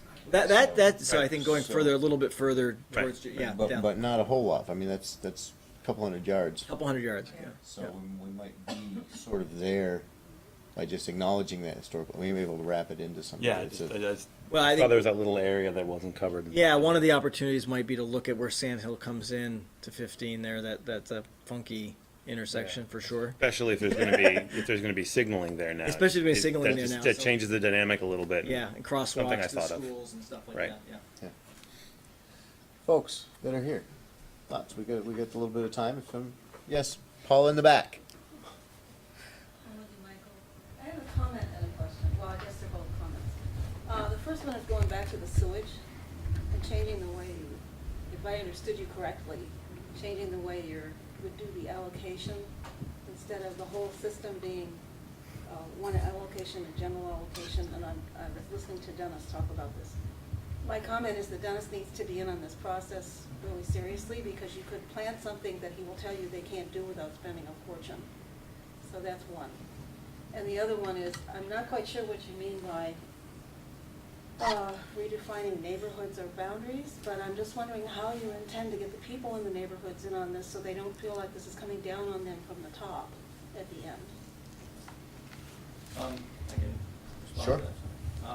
A couple things. I think, obviously the process to get to where we has had some input, so and I know you've been a part of that, which has been great.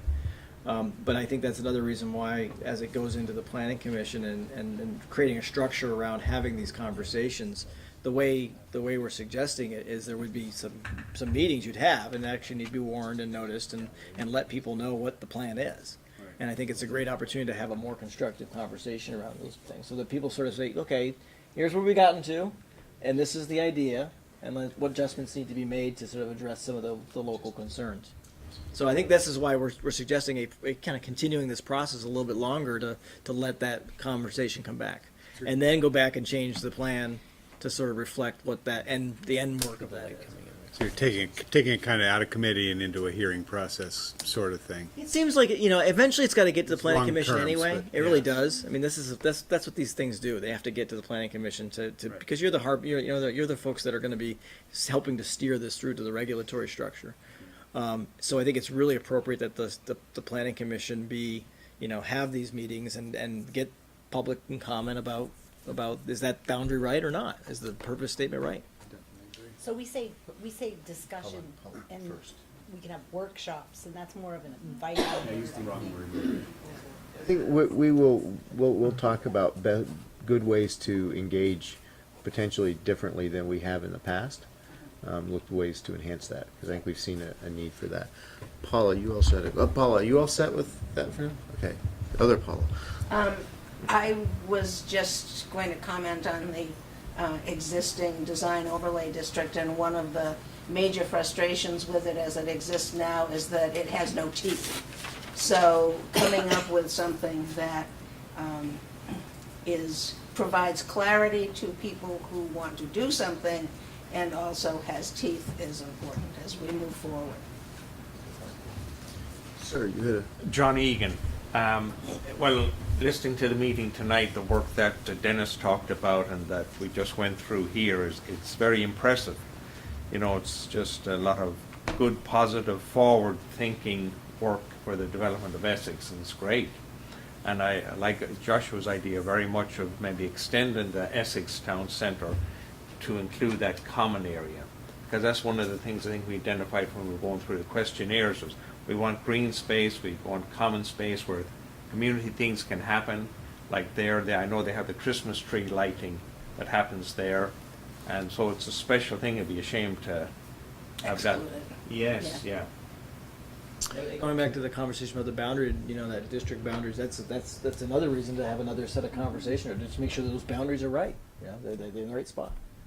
I think the business design overlay goes to all It, the land. it does. It's does. included in the map when we look at the road map that you put up. Yep. The historical section is. Yes. I think what Joshua's looking for is to extend it From all a little bit further down to Sand Hill. Yeah, that's right, Sand Hill. The Road, yeah. reclassification too, to give us that Where flexibility. Sand Hill you comes mentioned. in, We're only shy about we've got the church, we got a few residences, and we're only shy a few 500 hundred yards.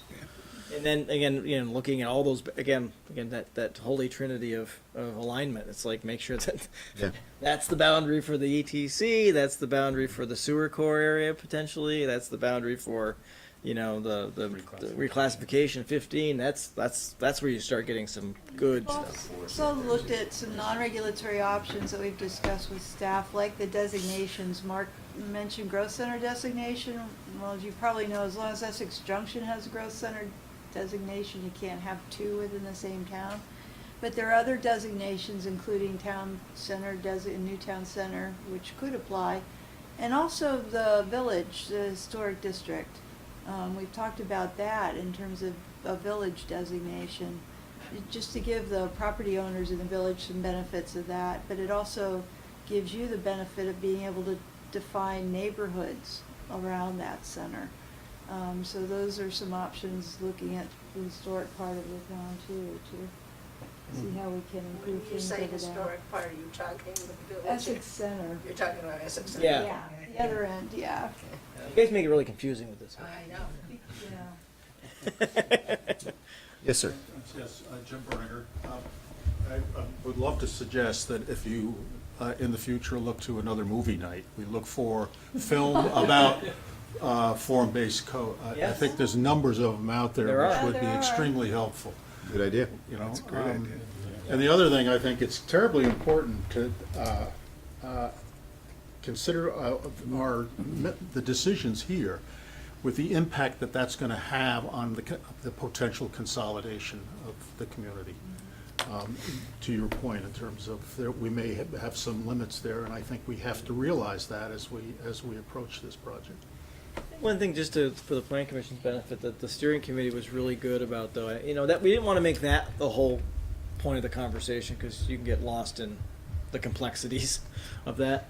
But I think we did hear a lot from both the community and from the steering committee about the fact that they wanted the ETC to be complementary to the rest of Essex, the rest of the development in Essex. And I think that kind of comes out, I think, a lot in both in the forms that might actually be, allowed, and also in that use table that Sharon was talking about. As you look at those uses, that's a great point of that would be a great time to look at those and say, okay, yeah, these are uses that the village can't really do, but really have some appeal to the community and really be a great resource. And so it becomes a complementary discussion as opposed to a conversational or adversarial one.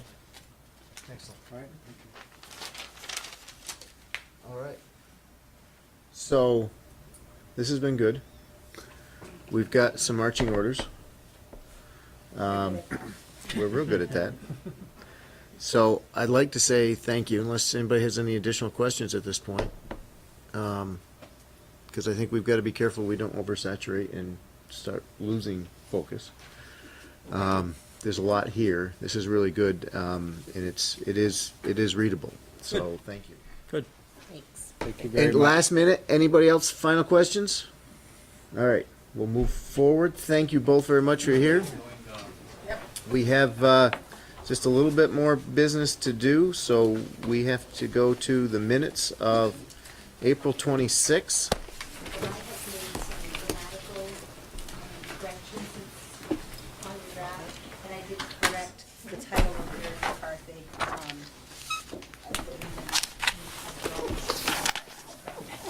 Okay. Thanks, everyone, for coming in. Do I have a motion for the minutes of April 26th? I move we approve the minutes of April 26th, 2018. Moved by Shu, seconded Tom. by Tom. Thank you. Rough night. Does anyone have, other than the grammatical corrections that Sharon shared with us, does anyone have other corrections they want to introduce into the document? Hearing none, all those in favor of the minutes as presented? Aye. Opposed? Minutes pass. Other business? Hang on a second. I am going to pass 3 things around for signature, since the minutes have passed. Sharon, this is just a signature on this, okay. Go ahead. So, in your PC file folders, which you just got the paper, you'll Just see pass that around to her, the please. yearly work plan for the Fellowship of the Wheel up in Saxon Hill. Nothing extraordinary that I feel we called out to come for an application before you. No. So, that's just an informational piece. I'm sure it's I figured I didn't want additional conflict. No. The other Saxon Hill area is not even on the books yet. Good, distracting, yeah. So,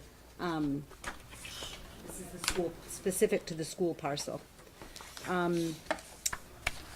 As an FYI, I'm working with the state of Vermont. I think Dennis mentioned one of those projects.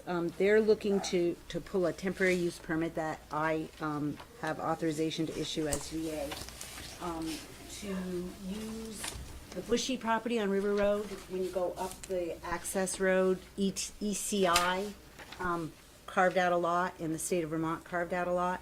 They're looking to, they're working with ECI to use that as a temporary pad to allow their equipment and materials while they pave River Road to Richmond, I think. So, I'm Staging area for them. staging area. They'll bring in materials, kind of like a mini contractor's yard. Talking about up out of Up, sight? Up, Up above. up, way up on the So, east so side. that road is, So that road is not built yet, so good. I've got I've got questions into Public Works to see what do they have to do to beef it up. And dependent on their answer, would be probably what they decide to go forward there or not. But just bringing it to your attention, it will keep a lot of truck traffic off the five corners and on the road, so that's kind of a plus. Another one, got that rental, 224 Colchester Road, has spoke to his neighbor, Ray's Motor Sales, vacant lot, basically a 30 acre lot, to see if he could lease 150 feet by 150 feet to put more of his equipment. So he would bust out the fence and use that padded area. I feel like it's a de minimis request. They're not changing, it's not a boundary adjustment. It's gonna be an agreement between them both. It's technically expanding his area a little bit for site plan, but again, I feel like that is de minimis, so, there's been no issues with that. I mean, I've there's never been no heard any- issues, no complaints. It's in the back, there's no wetlands. I far just from the road. feel that it doesn't get to the threshold of the planning commission table. So I'm just bringing that to your attention. The last one, 83 Center Road, you guys approved, that would be, Mike Tatro, where the building across from the Essex Discount Beverage tore down, and you gave him a duplex, a house, and a garage. They, at the time of approval, it was granted for rentals. They now want to condoize the duplex. That requires a Mylar to be recorded, and it requires a bylaw legal document, which gets reviewed by the town attorney. Don't know how you guys feel about doing again, it's de minimis to me, but I can't require them to file a Mylar and pay to have the attorneys review. Didn't know if you guys were open to just doing a motion tonight to amend or allow a de minimis change to the May 11th, 17th approval, which allows them to have the chair sign a Mylar and get that legal document. Since we have recommendations of staff to go that route, do you want to offer a motion to that effect? Yes. Tom's offered a motion to that effect. Okay. And Josh seconded by Josh. All those in favor? Aye. Aye. Opposed? You have your motion. Very good. And that is it for me. Thank you. Okay, quickly. Anybody? I'll take a motion. I move we adjourn. By Shu, seconded by Ned. All those in favor? Aye. Opposed? We are adjourned. 8:46 p.m. We off? Okay.